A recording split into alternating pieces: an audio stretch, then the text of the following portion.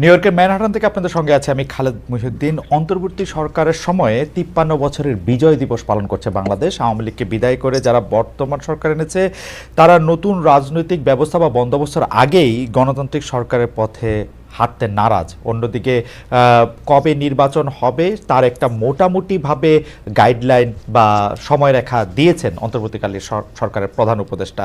এই দেয়াটা নির্বাচনী সংস্কারের আগে না পরে, কতটুকু সংস্কার করতে পারবেন সাংবিধানিকভাবে, সেগুলি নিয়ে নানা ধরনের কথা হচ্ছে। এখন এগুলি নিয়ে কথা বলতে এখন আমাদের সঙ্গে আছেন নর্থ সাউথ বিশ্ববিদ্যালয়ের রাষ্ট্রবিজ্ঞান বিভাগের অধ্যাপক ও যুক্তরাষ্ট্রের কোলগেট বিশ্ববিদ্যালয়ের শিক্ষক ডক্টর নাভিন মুর্শিদ। এবং ডক্টর নাভিন মুর্শিদ, আপনাকে আমাদের অনুষ্ঠানে স্বাগত জানাই। এবং আমাদের সাথে আরও রয়েছেন জাতীয় নাগরিক কমিটির যুগ্ম আহ্বায়ক, লেখক ও রাজনৈতিক বিশ্লেষক সারোয়ার তুষার। সারোয়ার তুষার, আপনাকেও আমাদের অনুষ্ঠানে স্বাগত জানাই। আপনারা দুজন আমাদের অনুষ্ঠানে সময় দিয়েছেন, এসেছেন, সেজন্য আমরা আপনাদের প্রতি কৃতজ্ঞতা জানাই। আমি প্রথমেই ডক্টর নাভিন মুর্শিদ আপনার কাছে যেতে চাই। ডক্টর নাভিন মুর্শিদকে আমি আশা করছি যে ডক্টর নাভিন মুর্শিদ আমাকে শুনতে পাচ্ছেন। ডক্টর মুর্শিদ, আমরা এবছরের বিজয় দিবস উদযাপন আপনি নিশ্চয়ই খেয়াল করেছেন যে বিবিসি বাংলা একটা শিরোনাম করেছে এরকম যে বিজয় দিবস পালনে পরিবর্তিত রাজনীতির ছাপ। সেই পরিবর্তিত রাজনীতির ছাপ বলতে বোঝানো হয়েছে যে ৭৫ পরবর্তী ২১ বছর যেভাবে মুক্তিযুদ্ধ দিবসগুলি চর্চা হয়েছে, যেভাবে ২১ বছর ইতিহাস পঠিত হয়েছে, সেই অবস্থার কোনো লক্ষণ এবার দেখছেন কিনা? অর্থাৎ বিজয় দিবস থেকে বঙ্গবন্ধু শেখ মুজিবুর রহমানকে ম্যানেজ করা হয়েছে, প্রবাসী সরকার, জয় বাংলা বর্জন করা হয়েছে, মুক্তিযুদ্ধের উপস্থিতি কম দেখা গেছে। আপনার কাছে কি মনে হয়? আপনার টেকটা একটু শুনতে চাই। আমার কাছে প্রথমত আমাকে এখানে ডাকবার জন্য ধন্যবাদ। আমি বিজয় দিবসের শুভেচ্ছা সবাইকে। আমি বলবো যে এখানে যে কিছু পরিবর্তন যে আসেনি তা না, কিন্তু বড় আকারে কিন্তু যে খুব পরিবর্তন এসছে সেটাও না। আমার মনে হয় কি যে অনেকেই একটু ভয়ে ছিলেন যে এই বিজয় দিবস আসলে ঠিক মতো পালন করতে পারবেন কিনা, এবং সেই জায়গা থেকে আমার মনে হয় সেই ভয়টা একটু চলে গেছে, যে সবাই আসলে যথাযথভাবে পালন করতে পেরেছে। বঙ্গবন্ধুর স্পিচ শোনা যায়নি, তো সেই একটা জায়গায় একটা ভিন্নতা এসছে। কিন্তু এটা আমাদের মনে রাখতে হবে যে এই ভিন্নতা তো আসলে যে একেবারে পরিবর্তন সেটা ঠিক না।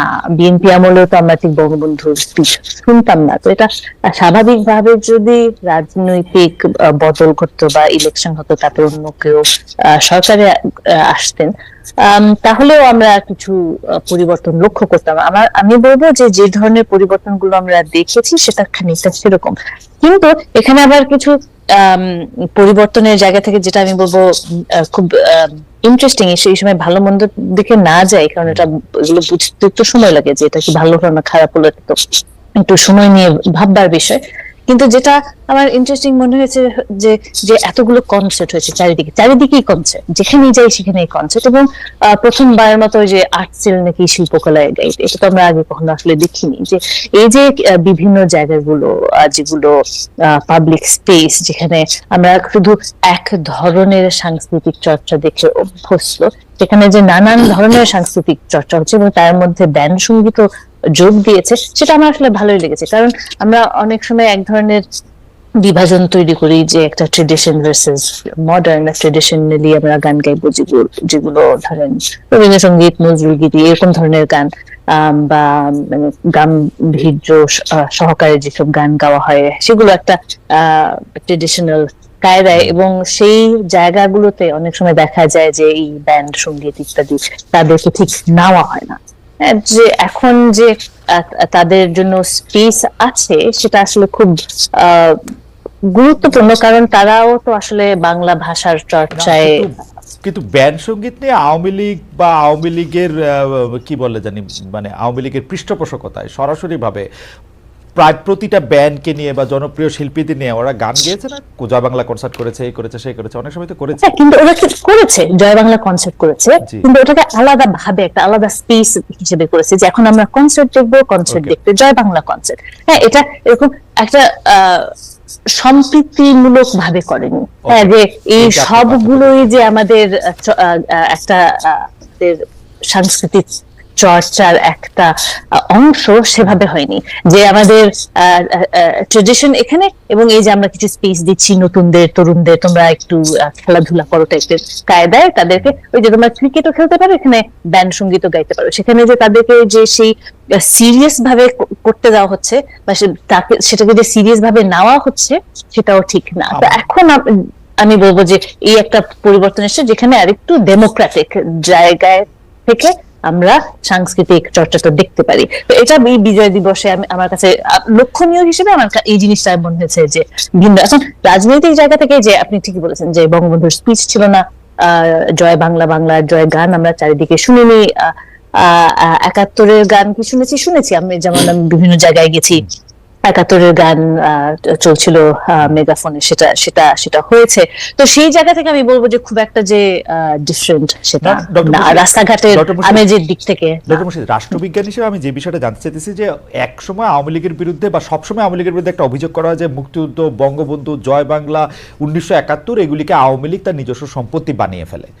কিন্তু আমার প্রশ্ন যে এই সম্পত্তি বানানোর জন্য আওয়ামী লীগের বিরোধী যারা পক্ষ আছে, যেমন ধরেন এখন আসলে আওয়ামী লীগের সরাসরি বিপক্ষের লোকেরাও নাই, মানে আপনি যেরকম বিএনপি, জামাত, তারাও নাই, এখন একটা মোটামুটি অন্তর্বর্তীকালীন সরকার আছে, তারাও কিন্তু আওয়ামী লীগের হাতেই সেই বয়ানগুলি তুলে দেয় কিনা যে আওয়ামী লীগ ছাড়া বাংলাদেশে জয় বাংলা হবে না, মুক্তিযুদ্ধের যথেষ্ট সম্মান দেওয়া হবে না, 1971 সেভাবে স্মরণ করা হবে না, 71-এর সঙ্গে আরো 5টা জিনিস একসাথে মেলানো হবে, বঙ্গবন্ধুর কোনো অস্তিত্ব থাকবে না, 7ই মার্চের কোনো চর্চা থাকবে না, কোনো ভাষণ থাকবে না। এইটা কি, মানে আপনার কাছে এটা কি মনে হয়? This is like okay? Of course it's not okay. মানে এটা যদি মানে এটা তো আমাদেরও একটা ক্ষোভ ছিল যে ৭১ কেন খালি আওয়ামী লীগের হবে, ৭১ কি খালি আওয়ামী লীগের নাকি, বঙ্গবন্ধুই বা কেন খালি আওয়ামী লীগের হবে, এটা তো সারা দেশের নেতৃত্ব দিয়েছেন। কেন 7ই মার্চের ভাষণ একটা গুরুত্বপূর্ণ ভাষণ না, এটা নিয়ে আপনার ডিবেট থাকতে পারে, এটা নিয়ে আমরা আলোচনা করব, অনেক আলোচনা করব, কিন্তু এটা ভীষণ গুরুত্বপূর্ণ একটা স্পিচ। তো এগুলো তো আমাদের ইতিহাসের অংশ, সেগুলো তো আসলে আমরা মুছে ফেলতে পারি না। যে সেখানে যদি একটা ফোর্স আসে যেখানে বলছে যে না, এগুলো আমাদের নতুন করে ভাবতে হবে, সেটা খুবই প্রবলেম্যাটিক আসলে। হ্যাঁ, আমাদের ইতিহাস তো আমরা আসলে মুছে ফেলতে পারি না। তো সেখান থেকে আমি বলবো যে অবশ্যই যদি এখন এমন একটা জায়গায় আমরা যাই যে এগুলো নিয়ে আমাদের তর্ক করতে হচ্ছে, এটা একটা সমস্যাজনক দিক হবে। কিন্তু আমি এটাও বলতে চাই যে যেহেতু এরকম কিছু আপনি যেহেতু বললেন, এবং আমি অনেক সময় এটা শুনিও, হ্যাঁ, যে এরকম একটা ভয় তো নিশ্চয়ই কাজ করছে কিছু মানুষের মধ্যে।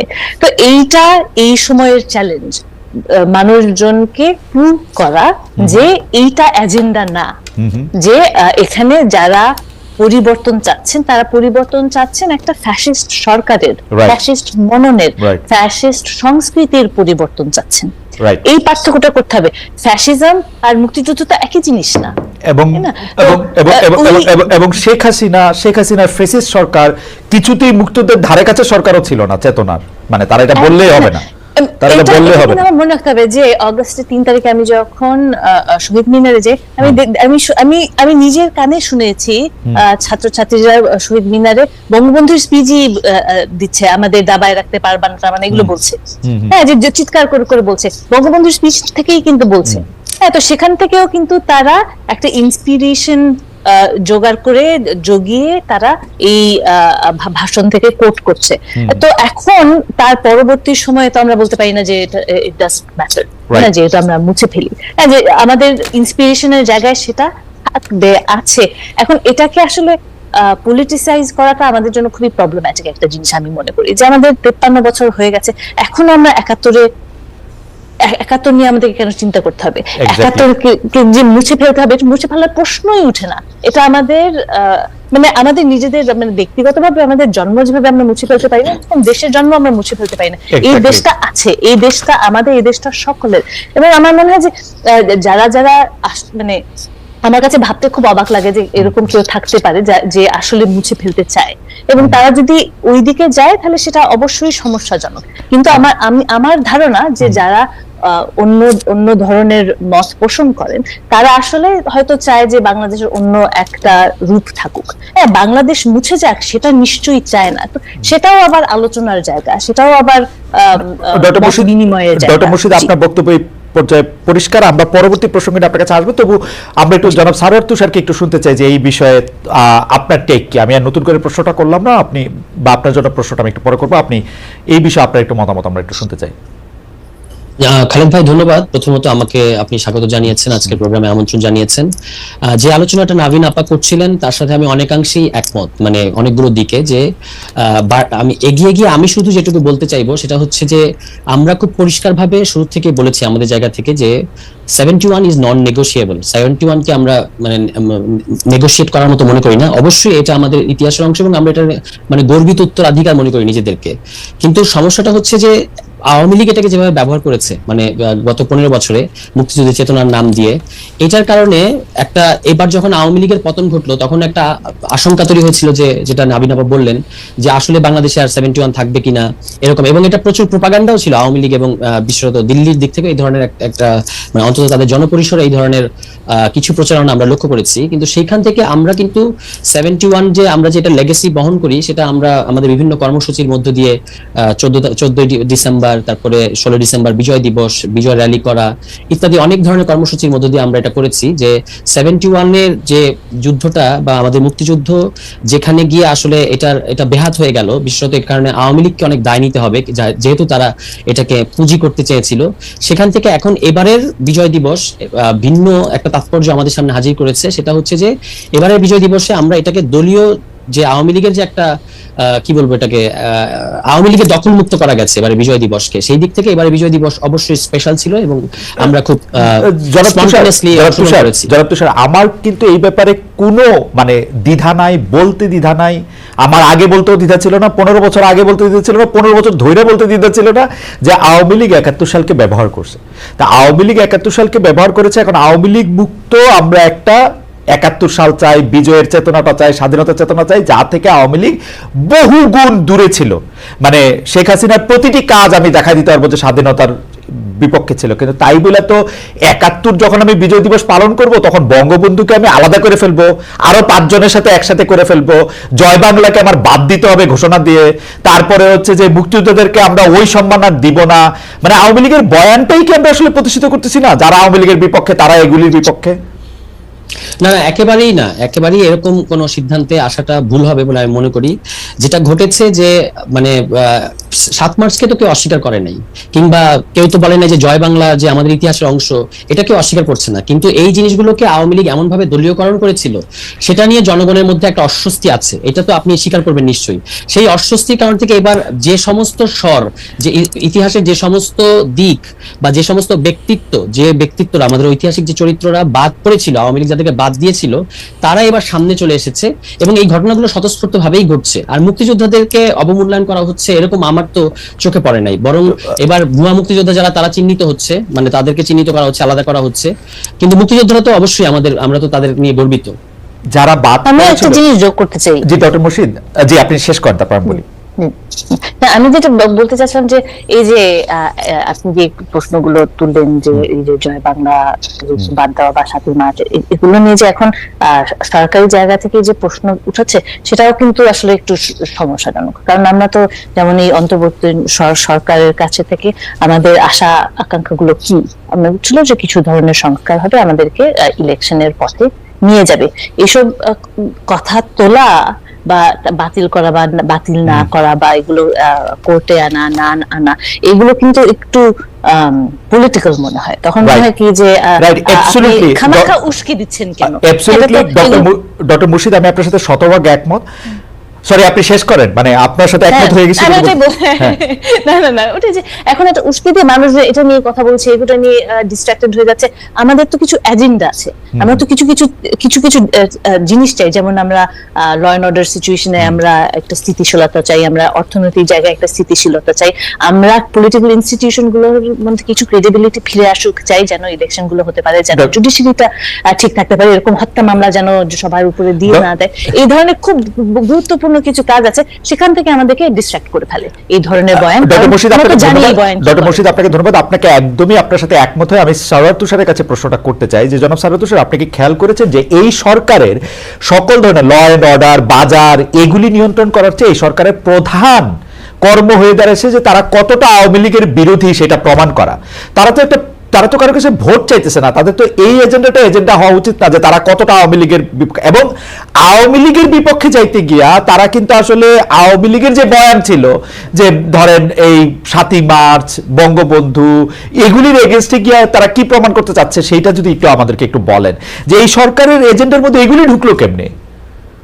সরকারের এজেন্ডার মধ্যে তো এগুলি ঢোকার কথা ছিল না আসলে। আপনার টেকটা একটু শুনি স্যার তুষার। না মানে সরকারের এজেন্ডা এগুলো ঢুকতে পারবে না কেন আমি বুঝতে পারছি না। আর আপনারা যেভাবে বলছেন, নাবিন আপাও বললেন যে এই সরকার পলিটিক্যাল না, আমাদের দৃষ্টিভঙ্গিটা এই ব্যাপারে ভিন্ন। এই সরকার আপনি বলতে পারেন এটা পার্টিজান সরকার না, এবং এটা সেই দলের মধ্যে দল যেভাবে ক্ষমতায় আসে ভোটের মাধ্যমে সেই ধরনের একটা সরকার না, কিন্তু এটা গণ অভ্যুত্থানের মধ্য দিয়ে গঠিত একটা সরকার, এবং it is out and out political, এই ব্যাপারে কোনো সন্দেহ নেই। এবং এটা ঠিক যে এই সরকারের অনেক কিছু নিয়ে আমাদের অনেক প্রশ্ন আছে এবং অনেক সমালোচনাও আছে। এর মধ্যে যেমন আইন শৃঙ্খলার কথা আপনারা রাইটলি বললেন, এটার অবস্থা খুবই নাজুক, তারপর বাজার পরিস্থিতির অবস্থা খুবই নাজুক, এগুলো সত্যি কথা। এবং এগুলো নিয়ে আমরা ডক্টর ইউনূস সাহেবকে অনুরোধ করেছি এবং তাকে আমাদের দিক থেকে বলেছি যে আপনাকে এটা এই ব্যাপারে টপমোস্ট প্রায়োরিটি দিতে হবে। এগুলো ঠিক আছে, এগুলো নিয়ে কিন্তু এটা বললে এটা না কেন, ওইটা কেন আসছে না এজেন্ডায়, আমি বরং বলবো যে কেন আসবে না, কারণ আপনি বাংলাদেশের অন্তর্বর্তীকালীন সরকার এই আইডিয়াটা এর আগে কখনো ছিল না। এর আগে আমরা সর্বোচ্চ দলীয় সরকারের বাইরে তত্ত্বাবধায়ক সরকার দেখে অভ্যস্ত। এই অন্তর্বর্তীকালীন সরকার বা অস্থায়ী সরকার ছিল কিন্তু 91 সালে শাহাবুদ্দিন আহমেদ অন্তর্বর্তীকালীন সরকারই ছিলেন, তত্ত্বাবধায়ক সরকার। ওকে, ওইটার কাজ ছিল শুধুমাত্র একটা ইলেকশন আয়োজন করে দেয়া, বাট এই গভর্নমেন্ট কিন্তু সেই ধরনের একটা গভর্নমেন্ট না, অন্তত আমরা সেভাবে দেখতে চাইবো না। এটা আপনি দেখতে চাইবেন না সেটা ঠিক আছে, কিন্তু এই সরকারের কাজ কি তাহলে? এই সরকারের কাজ হচ্ছে প্রথমত সংস্কার করা, মানে যে কারণে বাংলাদেশে বারবার এই ধরনের আমরা আটকে যাই, স্বৈরাচারের মুখোমুখি করি। কে দিছে এই সরকারের কাজ? জনগণ দিয়েছে। কেন এটা কি খালেদ ভাই, আমরা একটা গণ অভ্যুত্থানের পরে এই সরকারকে পেয়েছি, এবং যে কারণে গণ অভ্যুত্থান করতে হয়েছে, মানে যে কারণে বাংলাদেশে গণ অভ্যুত্থান করতে হয়েছে শেখ হাসিনাকে সরানোর জন্য না, নট জাস্ট দ্যাট, এটা আপনি মনে করতে পারেন, কিন্তু ব্যাপারটা একেবারে এরকম না শুধু শেখ হাসিনাকে সরানোর জন্য এই গণ অভ্যুত্থান ঘটে নাই। কারণ আমরা এরশাদকেও সরিয়েছিলাম এর আগে, তাই না? মানে এরশাদকে আপনি এক দফা এক দাবি, এরশাদ তুই কবে যাবি, তো এবারও কিন্তু তাহলে আপনি 34 বছর পরে আবার কেন একটা স্বৈর শাসকের কিংবা ফ্যাসিস্ট শাসকের বিরুদ্ধে আপনাকে দাঁড়াতে হলো কেন? এটা দাঁড়াতে হয়েছে তার কারণ হচ্ছে বাংলাদেশে সরকার পরিবর্তন হয় নির্বাচনের মধ্য দিয়ে, সরকার যদিও 2008 সালের পরে আর নির্বাচন হয় নাই, কিন্তু বাংলাদেশের স্বৈরতন্ত্রটা থেকে যাচ্ছে সিস্টেম আকারে। ফলে ওই ব্যাকল্যাশটা ছিল বলে এবার আপনি খেয়াল করবেন, আপনার নিশ্চয়ই মনে আছে। মানে তুষার, একটু বোঝার জন্য আপনি বলেন, আমি একটু বোঝার জন্য, তার মানে কি এই স্বৈরতন্ত্রটা শুধু শেখ হাসিনা সরকার না, তার আগেও যারা সরকার এসছে, খালেদা জিয়ার সরকার, তারাও স্বৈরতন্ত্র ছিল, এরকম আপনি বলতে চাচ্ছেন? মানে বাংলাদেশে স্টেট আর সরকার দুটোকে আমরা যদি একটু আলাদা করি তাহলে ভালো হবে, যে আমাদের স্টেট কাঠামোর মধ্যে একটা স্বৈরতন্ত্রের বীজ আছে, তারপর সেটা কম বেশি ধরা যাক এর আগেও অনেক অটোক্রেটিক সিদ্ধান্ত, অনেক অটোক্রেটিক কাজ অন্যান্য গভর্নমেন্টও করেছে, কিন্তু অ্যাজ এ হোল তাদেরকে পাইকারি দরে হয়তো সেই সরকারকে স্বৈরাচার বলা যাবে না, কিন্তু স্টেট কাঠামোর মধ্যে সংবিধানের মধ্যে এটা রয়ে গেছে। কিন্তু শেখ হাসিনার সরকার এটাকে একটা ফ্যাসিজমে টার্ন করতে পেরেছে, বিশেষত দুটো কারণে। একটা কারণ হচ্ছে যে সংবিধান যেভাবে একচেটিয়া ক্ষমতা, এটা আরেকটা হচ্ছে তার আওয়ামী লীগের কালচারাল এবং ন্যারেটিভের যে শক্তি, এই দুটো মিলে এখানে একটা ফ্যাসিজম তৈরি হয়েছে। এবং আপনার নিশ্চয়ই খেয়াল আছে যে 3 আগস্ট লাখো জনতার উপস্থিতিতে নাহিদ ইসলাম তখন তিনি বললেন যে এক দফাটা হচ্ছে ফ্যাসিবাদের পতন এবং ফ্যাসিবাদী ব্যবস্থার বিলোপ, নয়া রাজনৈতিক বন্দোবস্ত। তিনি কিন্তু এক দফার মধ্যে 3টা পার্ট আছে। এই ফ্যাসিবাদী ব্যবস্থার বিলোপ ঘটানো, অন্তত ঘটানোর রাস্তাটা, রোড ম্যাপটা পরিষ্কার করা, এটা কিন্তু এই ইউনূস সাহেবের যে সরকার তার একটা প্রধান এজেন্ডা। আপনারা বলছেন, দুজনেই বলছেন যে এটা হচ্ছে নির্বাচনের রাস্তা ক্লিয়ার করাটাই হচ্ছে সরকারের কাজ, নির্বাচন দিয়ে চলে যাবে। আমরা এটা কিন্তু সেরকম হওয়া উচিত হয় না। আপনার কাছে কি তুষার সাহেব শোনেন, ধরেন আমরা সবাই গণতন্ত্রে বিশ্বাস করি, তাহলে গণতন্ত্রে যদি আমরা বিশ্বাস করি তাহলে আমাদের এই ম্যান্ডেটটা, এই দায়িত্বটা গণতান্ত্রিকভাবে নির্বাচিত সরকারের কাছে ছাড়া উচিত না? নাকি আপনি মনে করতেছেন যে গণতান্ত্রিকভাবে ছাড়া নির্বাচিত সরকারও এই সংবিধানে কাঠামোতে থাকলে তারাও ফ্যাসিস্টই হবে? সরি, প্রশ্নটা আরেকটু শেষ করতে। আপনার কাছে কি মনে হয় ডক্টর ইউনূসের নেতৃত্বে যারা সরকারে এসেছেন তারা নির্বাচিত সরকার না, তারা গণ অভ্যুত্থান পরবর্তী একটা সময় অন্তর্বর্তীকালীন জন্য দায়িত্বে এসেছেন? আপনার কাছে কি মনে হয় না যে আমরা যে কোনো সংস্কারই করি না কেন, সেই সংস্কারটা করার জন্য আমাদের নির্বাচিত জনপ্রতিনিধি, যেহেতু সংবিধান অনুযায়ী জনগণ হচ্ছে সকল ক্ষমতার মালিক, তো জনগণকেই এই দায়িত্ব নেওয়া উচিত না? এবং জনগণ যাদেরকে রিপ্রেজেন্ট করবে আর কি, জনগণকে যাদেরকে নির্বাচিত করবে। মানে জনগণের রিপ্রেজেন্টেশন যাচাই করার একটা পদ্ধতি নির্বাচন, কিন্তু একমাত্র পদ্ধতি নির্বাচন, একমাত্র পদ্ধতি না নির্বাচন, না একটা একমাত্র পদ্ধতি নির্বাচন। মানে এটা এখানে নাবিন আপা আছেন, উনি তো আচ্ছা, আমরা নাবিন আপাকে একটু জিজ্ঞেস করি। আপনার কাছে আচ্ছা আপনি শেষ করেন। হ্যাঁ, আপনি শেষ করেন। আমার এই লাইনটা শেষ না করলে মানে আপনাদের সাথে আপনার সাথে অন্তত এই প্রশ্নে আমি এখানে দ্বিমত করছি যে আপনারা যেভাবে বলছেন যে শুধুমাত্র গণতান্ত্রিক, আপনারা গণতন্ত্র এবং নির্বাচনকে গুলিয়ে ফেলছেন অন্তত আপনি এই পর্যায়ে। আমরা কিন্তু অবশ্যই মনে করি যে নির্বাচন গণতন্ত্রের একটা পদ্ধতি, কিন্তু যদি স্টেট ডেমোক্রেটিক না হয় তাহলে শুধুমাত্র নির্বাচনের মধ্যে দিয়ে গণতন্ত্র করা যায় না। কারণ যদি তাই হতো তাহলে 2008 সালের পরে নির্বাচনের মধ্য দিয়ে এরকম একটা ফ্যাসিজমের খপ্পরে আমরা পড়লাম কেন? এটা কিভাবে ব্যাখ্যা করব? মানে স্টেট ডেমোক্রেটিক না হওয়া বলতে আপনি কি বুঝাতেছেন? 2008 সালে তো গণতান্ত্রিক ভাবে শেখ হাসিনা নির্বাচিত হয়েছে, তো গণতান্ত্রিক নির্বাচিত হলে কেউ ফ্যাসিস্ট হতে পারবে না। মানে আপনি এটা মানে বলতে গেলে মানে শেখ হাসিনা নির্বাচনের মধ্য দিয়ে সরকারে এসেছিলেন, তাহলে আমরা মোর অ্যাকুরেট হবে। হ্যাঁ, নির্বাচনের মধ্যে দিয়ে সরকারে এসেছেন, তো নির্বাচনের মধ্যে দিয়ে সরকারে এসেছেন, পরে ফ্যাসিস্ট হয়েছেন, পৃথিবীতে এরকম অসংখ্য উদাহরণ পাওয়া যাবে। তাই বলে কি ব্যবস্থাটার দোষ হলো? আর ডেমোক্রেটিক স্টেট না বলতে আপনি কি বুঝাচ্ছেন, এটা একটু ব্যাখ্যা করেন তো। স্টেট যদি ডেমোক্রেটিক না হয়, মানে বাংলাদেশের কনটেক্সটে আপনি এখানে সমস্ত ক্ষমতা তো এক ব্যক্তির কাছে। শেখ হাসিনা কিংবা যিনি প্রধান নির্বাহী থাকেন তিনি চাইলেই জুডিশিয়ারিকে কন্ট্রোল করতে পারেন, তিনি চাইলেই সংসদ তার কথা উঠে বসে, তিনি চাইলে সকল প্রতিষ্ঠান, সকল রাষ্ট্রীয় প্রতিষ্ঠান তার অধীনে। এটাকে আমরা বলছি যে এটা কোনো ডেমোক্রেটিক স্টেটের চেহারা হতে পারত না। আমি আপনাকে একটা উদাহরণ দিই, যেমন ধরুন জুলাই মাসে যখন আন্দোলন চলছিল তখন কে করেছেন এই মুহূর্তে আমার মনে নাই, কেউ একজন রিট করেছিলেন যে এই যে আন্দোলনে গুলি চালানো হচ্ছে এটাকে বন্ধ করার জন্য রিট করেছিলেন। তখন কিন্তু ওই রিটটাকে খারিজ করা হয়েছিল। আমরা যেভাবে বুঝি সেটা হচ্ছে যে আদালতের কাজ কিন্তু যখন সরকার মৌলিক অধিকার হরণ করে তখন তাকে জনগণের পক্ষে থাকতে হবে। এখানে যেটা হয় না, এটার কারণ কি? এটার কারণ হচ্ছে যে এখানে স্টেট ডেমোক্রেটিক না এবং এখানে ইনস্টিটিউশনগুলো স্বাধীনভাবে সিদ্ধান্ত নিতে পারে না। আমি জনাব তুষার আপনাকে একটু আমি জাস্ট একটু অনুরোধ করি যে বাংলাদেশের সংবিধান অনুযায়ী কিন্তু বিচার বিভাগ আলাদা, স্বাধীন বিচার বিভাগ, কারো উপরে মানে বিচার বিভাগের উপর কারো কোনো হস্তক্ষেপ থাকার কোনো সুযোগ নাই। উচ্চ আদালতে তো বটেই, বাংলাদেশের সংবিধান এই গ্যারান্টি দেয় বাংলাদেশে কোনো ট্রায়াল কোর্ট, কোনো সময় ট্রায়াল কোর্টের উপরেও নির্বাহী বিভাগের কোনো হাত থাকার কথা না। এটা সংবিধানের কোনো দোষ না, ডেমোক্রেটিক স্টেটের কোনো দোষ না। আমি জানি না যে এটা মানুষের ব্যবহারের দোষ, এটা হচ্ছে আমার টেক।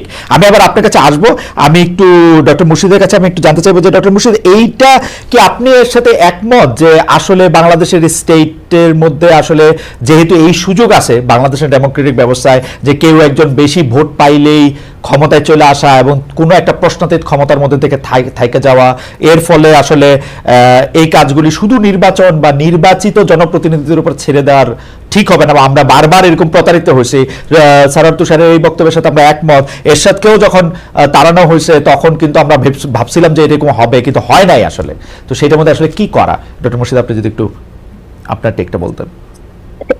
এটা ঠিক যে ইলেকশন তো গণতন্ত্র বোঝার জন্য একমাত্র চাবিকাঠি না, অন্যান্য ইনস্ট্রুমেন্টও আছে। যেমন কি গুরুত্বপূর্ণ হচ্ছে পলিটিক্যাল ইনস্টিটিউশন। গণতন্ত্র মানে যে মানুষ, জনসাধারণের, জনগণের প্রতিনিধিত্ব করবে সরকার। সরকার কি মানুষের প্রতিনিধিত্ব করছে কিনা, এবং সেটার জন্য কি দরকার? সংযোগ, যে মানুষ কি চায় সেটা সরকারের কাছে পৌঁছাতে হবে।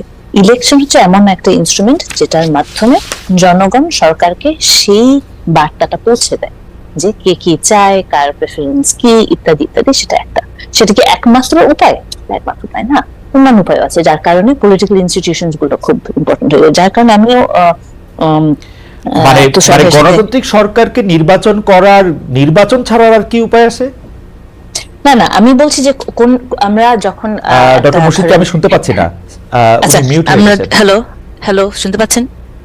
হ্যালো হ্যালো, ডক্টর মুর্শিদের ইয়াটা একটু কানেকশনটা একটু ঠিক হওয়ার ফাঁকে আমরা কি একটু আবার সার্ভারের কাছে যাব? ডক্টর মুর্শিদ আপনার কথা আমি শুনতে পাচ্ছি না। শুনতে পাচ্ছেন? এখন শুনতে পাচ্ছেন? আমি শুনতে পাচ্ছেন না। এটাকে একটু ঠিক করতে হবে। হ্যাঁ, আচ্ছা ঠিক আছে। ডক্টর মুর্শিদের কানেকশনটা আমরা পেতে আমরা একটু সার্ভারের কাছে যাই। যে স্যার তুষার, আপনি আমার উপরে রাগ হয়ে না, আমাকে একটু আসলে বোঝান তো যে আসলেই মানে আপনারা এটা মনে করতেছেন কিনা যে ডেমোক্রেটিক সিস্টেমের মধ্যেও আরেকটা একটা সুপার ডেমোক্রেসি থাকা উচিত, যেটাতে ধরেন আপনার মতো মেধাবীরা বা যোগ্য ব্যক্তিরা একটা সংস্কার বা একটা কিছু আপনারা করে দিবেন এবং জনগণ এটার ফলো করে, মানে ঘরের মধ্যে একটা মশারির কথা কি আপনারা ভাবতেছেন? মানে বিষয়টা কি আসলে? মানে আমি যদি গণতন্ত্রে বিশ্বাস করি, আমাকে তো বিশ্বাস রাখতে হবে বেশিরভাগ লোক, মানে আমি সরলভাবে যা বুঝি আর কি। এটা আমাকে আরেকটু বুঝান তো তুষার, বিষয়টা কি আসলে? না না, ঘরের মধ্যে মশারি নট এট অল এরকম না, ব্যাপারটা হচ্ছে যে তো তুষারকেও শুনতে পাচ্ছি না। আপনি শুনতে পাচ্ছেন এখন? আশিস আমি আঙ্কেল কিন্তু শুনতে পাচ্ছি। পাচ্ছেন, তুষার, শুনতে অভিনব। পাচ্ছেন? আমিও শুনতে পাচ্ছি ওনারা সবাইকে। আমাকে শুনতে পাচ্ছেন কিন্তু আমি ওনাদেরকে শুনতে পাচ্ছি না। আমি নাবিল আশিস মুশফিককে শুনতে শুনতে পাচ্ছি পাচ্ছে? না। Can you fix it? Tushar একটু কথা বলবেন? আমি শুনতে পাচ্ছি না, খালেদ তুষারকে ভাই শুনতে এবং পাচ্ছি না। নাভিন আপা দুজনকে আমিও শুনতে দেখে- পাচ্ছি। আর সবাই শুনতে পাচ্ছেন?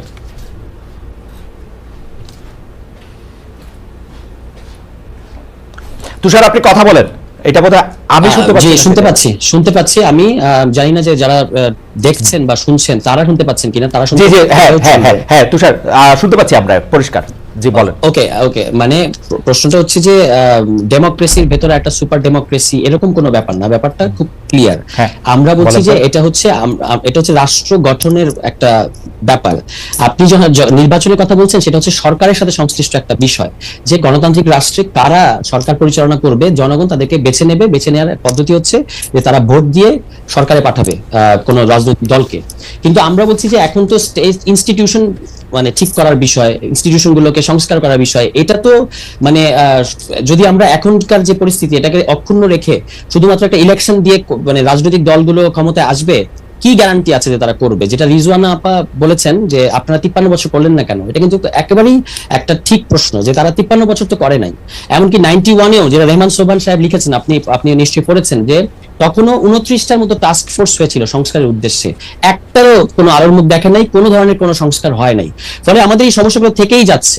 এই কারণে এই কথাটাকেই ছাত্র যারা নেতৃত্ব দিয়েছে আন্দোলনে, তারা বলেছে ফ্যাসিবাদী ব্যবস্থার বিলোপ ঘটাতে হবে, কথাটা ওখান থেকে আসছে। এই কারণে আমার বলা হচ্ছে যে এবার আপনাকে সংবিধান ঠিক করতে হবে, ইনস্টিটিউশনগুলো ঠিক করতে হবে, এবং তার অধীনে একটা মানে কে সরকারে আসবে সেটার জন্য নির্বাচন হবে। এটাতে অসুবিধা কি? নির্বাচনকে আমরা কেন এইভাবে মানে নির্বাচন বনাম সংস্কার এরকম একটা, এবং নির্বাচন ছাড়া কাদের আর ম্যান্ডেট আছে, এই প্রশ্নগুলো আমার কাছে ভুল মনে হয় এবং তর্কগুলো ভুল মনে হয়। ম্যান্ডেট তো জনগণ এই সরকারকে দিয়েছে, গণ অভ্যুত্থানের চেয়ে তো বড় কোনো ম্যান্ডেট হওয়া উচিত না। মানে 90% পিপল, একমাত্র শেখ হাসিনার যারা একেবারে অ্যাপোলজিস্ট কিংবা দালাল, তারা বাদে সকল বাংলাদেশের সকল জনগণ পক্ষে ছিল, এই গণ অভ্যুত্থানের পক্ষে ছিল, তারা অংশ নিয়েছে। এর চেয়ে বড় ম্যান্ডেট বাংলাদেশের ইতিহাসের কেউ পায় নাই। হ্যাঁ, ইটস ট্রু, এই সরকার অনেক ফ্র্যাজাইল, অনেক দুর্বল, অনেক কাজ ঠিক মতো করতে পারছে না, যেমন করা উচিত, যতটা ফার্মনেস দেখানো উচিত ততটা দেখাতে পারছে না।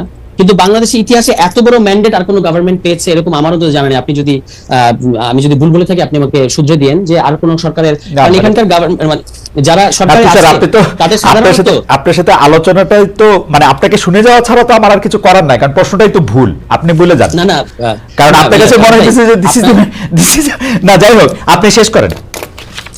ওকে, সো আমি যেটা বলছি সেটা হচ্ছে গণ অভ্যুত্থানের পরের রোডম্যাপটা হচ্ছে আমরা যেভাবে বুঝি, এবং এটা অ্যাবসলিউটলি রাষ্ট্রবিজ্ঞান অনুযায়ী এটাই ঠিক, যে গণ অভ্যুত্থানের পরে একটা অন্তর্বর্তীকালীন সরকার এসেছে, তারা অনেকগুলো সংস্কার কার্যক্রম হাতে নিয়েছে। এই সংস্কারগুলো করতে পারলে এটা ইলেকশন, এটা মানে eventually will follow this reform proposals. তো এটা তো ইলেকশন হবে কি হবে না এই প্রশ্নেরই কোনো অর্থ নাই, ইলেকশন তো অবশ্যই হতে হবে।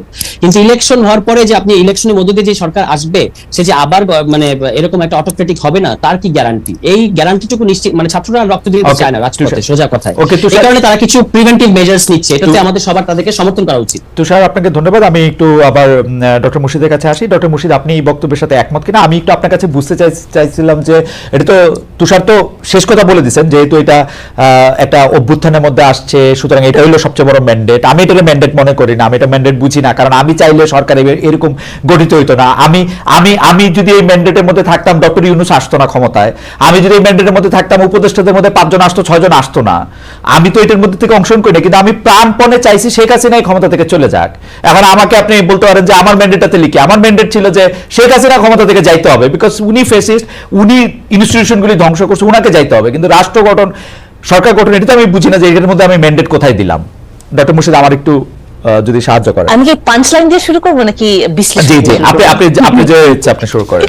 না, আমি শুরু করি ওই জায়গা থেকে যে গণতন্ত্র যখন আমরা গণতন্ত্র বলতে আমরা কি বুঝি যে সরকার প্রতিনিধিত্ব করবে, যেটা আমি বলছিলাম তখন, যে এবং কিছু বিভিন্ন মেকানিজম থাকবে যেভাবে যার মাধ্যমে জনগণ সরকারের সাথে যোগাযোগ করবে, জনগণ সরকারকে জানাবে তারা কি চায়, কারণ গণতন্ত্রের ব্যাপারটাই সেটা, জনগণকে বলতে হবে তারা কি চায় এবং সরকার সেটা ডেলিভার করবে বা করবে না, একটা নেগোসিয়েশন হবে ইত্যাদি। এবং এইটার মেকানিজম গুলো কি, তার মধ্যে একটা মেকানিজম হচ্ছে ইলেকশন, তার মধ্যে দিয়ে আমরা সাধারণ মানুষ সরকারকে জানাই যে আমাদের কোন দল ভালো লাগে কোন দল লাগে না ইত্যাদি ইত্যাদি আমরা জানি। এবং সেটা ছাড়াও অন্যান্য উপায়ও আছে, যার কারণে পলিটিক্যাল ইনস্টিটিউশন গুলো খুব গুরুত্বপূর্ণ হয়ে যায়।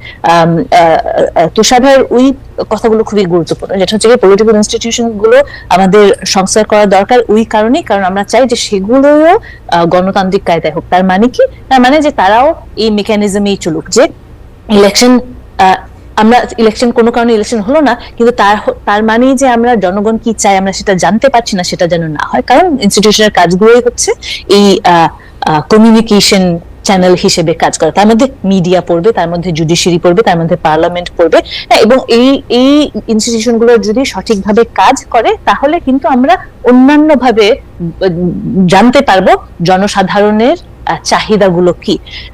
এখানে যদি কিছু ফেলিয়ার থাকে তাহলে আমরা রাস্তায় নামবো, পিটিশন করব ইত্যাদি, নানান ধরনের পলিটিক্যাল অ্যাক্টিভিটি আছে, যার কারণে ধরেন ওই গুড সিটিজেনশিপ মানে কি, তার মানে যে আমি অ্যাক্টিভ একজন নাগরিক হব এবং আমি এই কমিউনিকেশন চ্যানেল যে ঠিকঠাক থাকবে সেটার দিকে আমিও নাগরিক হিসেবে আমি তৎপর থাকবো এবং আমি এই চ্যানেলগুলো ব্যবহার করবো। আমেরিকাতে যেমন আপনি চিঠি লিখতে পারেন সেনেটের দিকে, রাষ্ট্রপতিকে, সবাইকে, হ্যাঁ, যে আমি কি চাই সেগুলো ব্যক্ত করার জন্য ওগুলো একজন পড়বে, ওগুলো চিঠির উত্তর দিবে। হ্যাঁ, এগুলো নানান ভাবে, এগুলো হচ্ছে গিয়ে ডেমোক্রেসির কাজটাই হচ্ছে গিয়ে কমিউনিকেশন, যে জনগণ এবং সরকারের মধ্যে কমিউনিকেশন। এবং এটা হাজারোটা যদি, আচ্ছা হাজারোটা না, মানে এমনি বললাম আর কি, যে ধরেন নানান ধরনের মেকানিজম থাকবে, একটা মেকানিজম শুধু না, যাতে একটা জায়গায় গন্ডগোল হলে আমরা অন্যান্য চ্যানেলগুলোর মাধ্যমে আমরা জানতে পারবো। এমন হবে না যে আমরা যেটা যেমন শেখ হাসিনা আমলে দেখছি যে সে একেবারেই ডিসকানেক্টেড জনসাধারণের কাছ থেকে, সে জানিই না বুঝছি না, এমন যেন না হয়। ওগুলোই হচ্ছে গিয়ে সাইন। ডক্টর মুর্শিদ, আমার মনে হয় যে জনাব সারোয়ার তুষারের কথা এবং আপনার কথা আমি কিছু কিছু বুঝতে পারছি, কিন্তু ঘটনা হচ্ছে যে না, আমি আপনার কথাতে আসি এখন।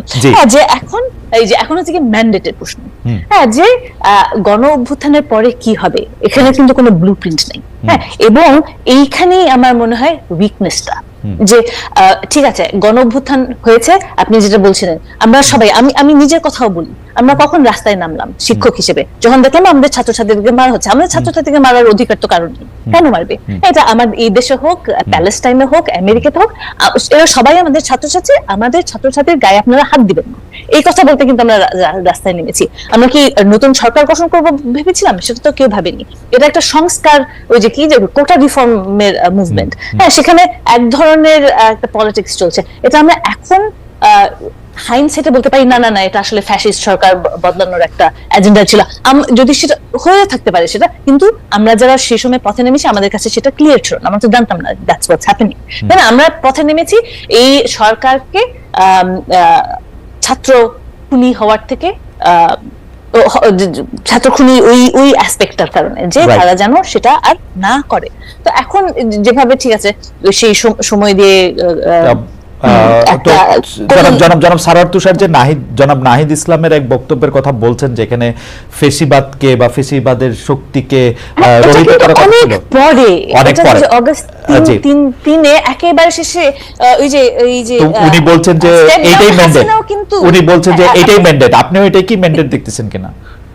আমি আসলে একটা ম্যান্ডেট আমি দেখছি না, যেমন ওই সময় আমি ছিলাম শহীদ মিনারে, আমিও ছিলাম, মানে এখানে এত লোক, ওখানে আমি মানে ফ্র্যাঙ্কলি স্পিকিং নাহিদ কি বলছিল ওটা ঠিক শোনাও যাচ্ছিল না। হ্যাঁ, যে ওটা যে বলা যে এটা সবার ম্যান্ডেট, আমি জানি ওখানে ধরে নিতে পারি আমরা, তখন আমাদের সমর্থন তার কাছে সাথে ছিল, আমরা স্টুডেন্টদের কি আমরা ব্যবহার করছি, এখন আমরা চাই যে স্টুডেন্টরাই সামনে থাকুক, ওরা কি চায় ওগুলো তারা ব্যক্ত করুক, কিন্তু এটা কিন্তু না যে আমরা গণতন্ত্র চাই না, আমরা সেই জায়গাতে তো আসলে গণতন্ত্র এক্সপেক্ট করছিলাম। আমরা মানে পলিটিক্যাল সায়েন্টিস্ট হিসেবে না বা নাগরিক হিসেবে আমি বলবো যে আমরা সেই সময়ে কারা নেতৃত্ব দিয়েছিল? ওটা কি ডেমোক্রেটিক ভাবে সামনে এসছে? কেন নাহিদ, কেন সার্জিস, কেন মানে আমি জানি না, এটা হয়তো শুনতে খুবই খারাপ লাগবে এই সময়, আমি সেই হিসেবে বলছি না, মানে ক্রিটিক করার জন্য আমি বলছি না, কিন্তু এটা আমার জানতে ইচ্ছা হয়, কৌতূহল যে পলিটিক্যাল সায়েন্টিস্ট হিসেবে যে সেসব জায়গায় ডেমোক্রেটিক প্র্যাকটিসটা কি ছিল, কেন এরা 16 জন, আমরা তো জানতাম আমার কাছে মনে হয় যে ডক্টর মুর্শিদ এগুলি একদমই এখন মানে আমার কাছে মনে হয় যে একাডেমিক প্রশ্ন, আপনি নিশ্চয়ই এই প্রশ্নগুলি আসলে কিন্তু একাডেমিক প্রশ্ন না, কারণ সময়ের প্রয়োজনে কেউ কেউ আসলে নেতৃত্বের জায়গায় যায়, ও কেন নেতৃত্বে গেল, আমি কেন গেলাম না, এটা আসলে আমি আসলে ঠিক সেই প্রশ্নটা সেটা করছি না, আমি প্রশ্নটা করছি যে এখানে একটা কোনো ডেমোক্রেটিক প্র্যাকটিস ছিল কিনা, এটা কি ডেমোক্রেটিক ভাবে কেউ সামনে এসেছে তারা গেছে, নাকি ঘটনার পরিস্থিতি তারা কেউ সামনে এসেছে বা আসেনি?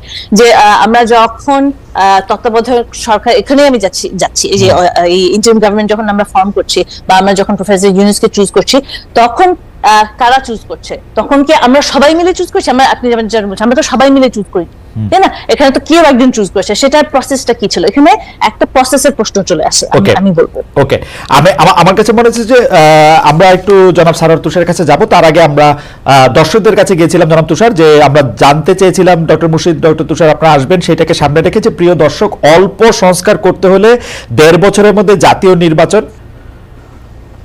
ইঙ্গিত দিলেন প্রধান উপদেষ্টা ডক্টর মোহাম্মদ ইউনূস। এই অবস্থান সমর্থন করেন কিনা, মানে তিনি যতগুলি সংস্কার ভেবেছিলেন তার সবটা না করে হলেও তিনি একটা ইলেকশনে একটা ডেট দিয়েছেন, এটি করতে করতে বলেছেন। শতকরা 74% দর্শক বলেছেন যে হ্যাঁ তারা এই অবস্থান সমর্থন করেন ইলেকশন দেয়ার।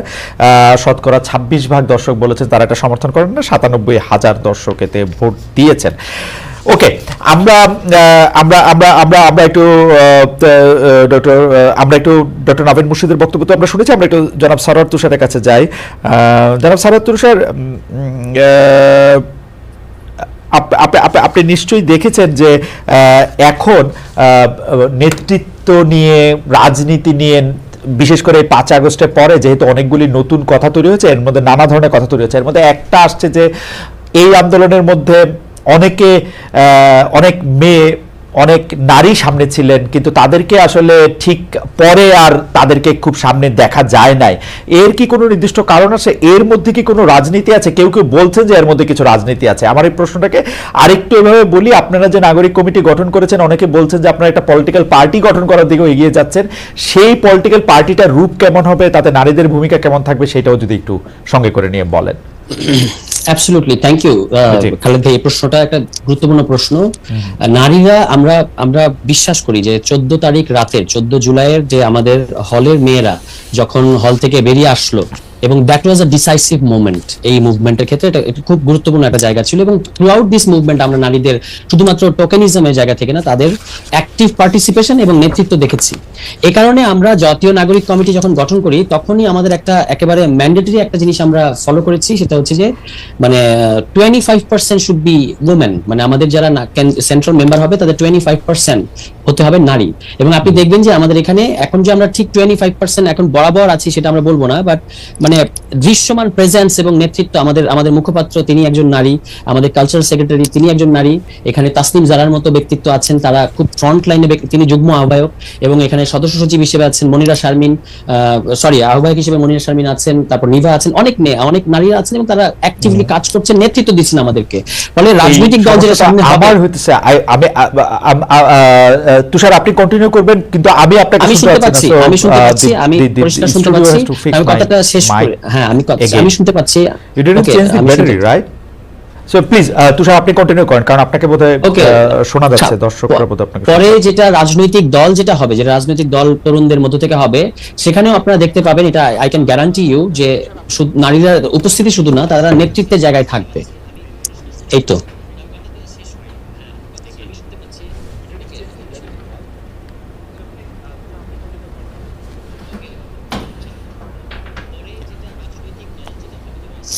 হ্যালো, শুনতে পাচ্ছেন কি আমাকে? আমি শুনতে পাচ্ছি। আমি কিন্তু আমার কথা শেষ করেছি। খালেদ ভাই, আর ইউ দেয়ার?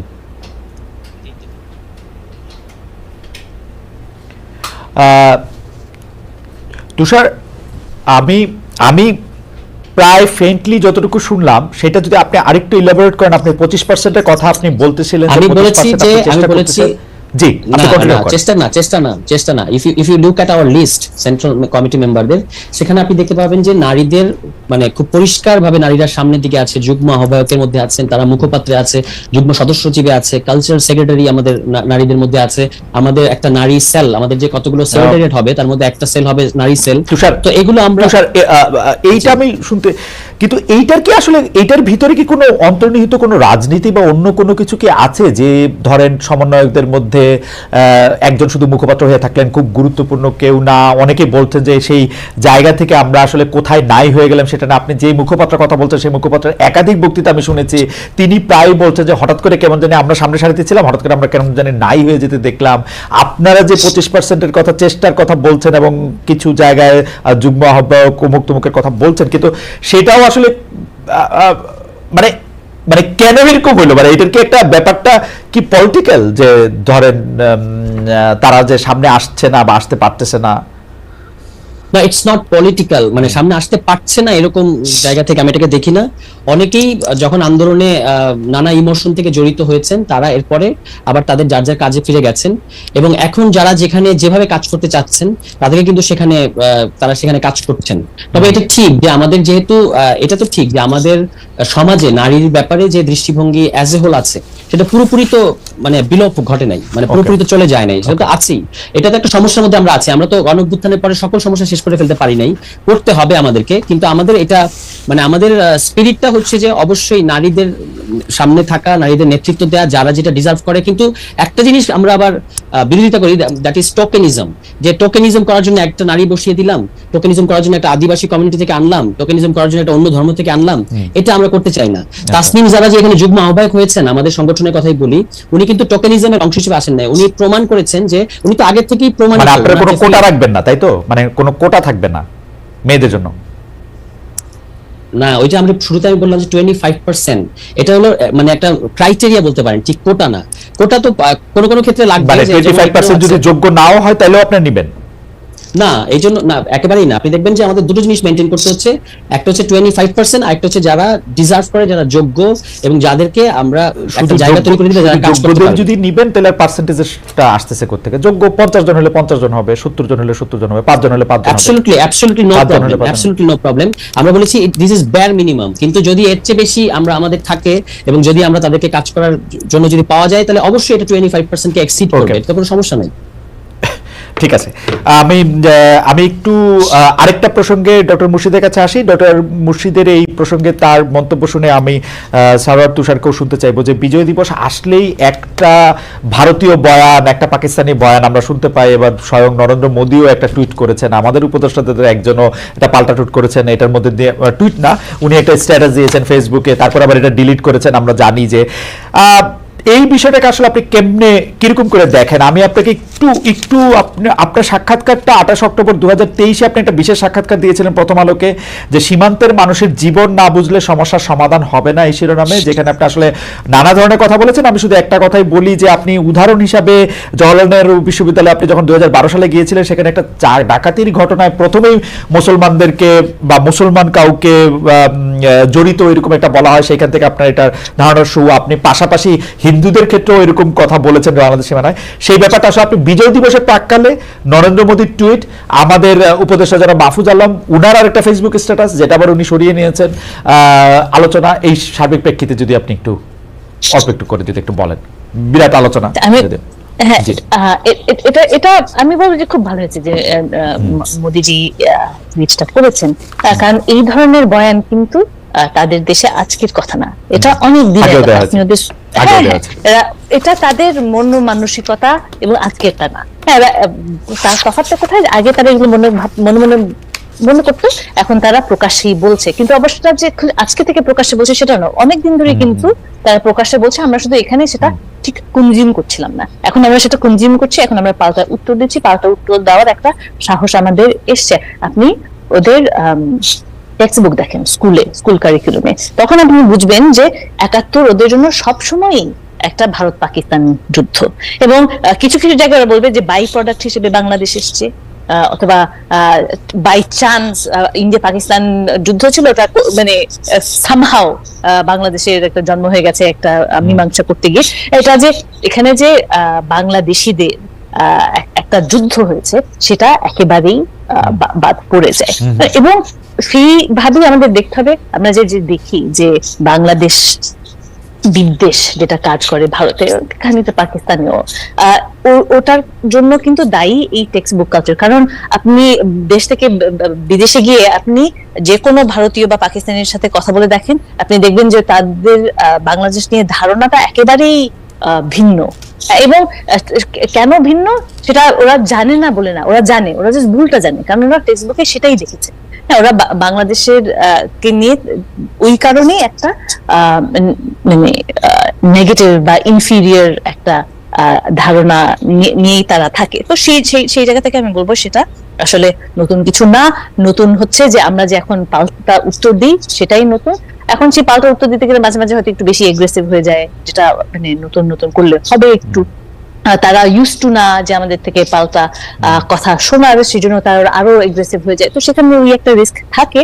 কিন্তু ওরা যে একটা হায়ারার্কিক্যালি চিন্তা করে এবং ওরা যে বাংলাদেশিদেরকে একদম নিচু স্তরের লোক মনে করে, সেটা আজকের কথা না, অনেক দিনের কথা। কিন্তু মুক্তিযুদ্ধের কথা আপনি যেহেতু তুললেন এবং এই যে এই নারী প্রশ্নটা যেহেতু আসলে, আমি আরেকটা কথা আমি বলতে চাই, সেটা হচ্ছে যে এই সময় আমারও ধারণা যে মহিলাদের পার্টিসিপেশন পাবলিক লাইফে, পলিটিক্যাল লাইফে খুব কম।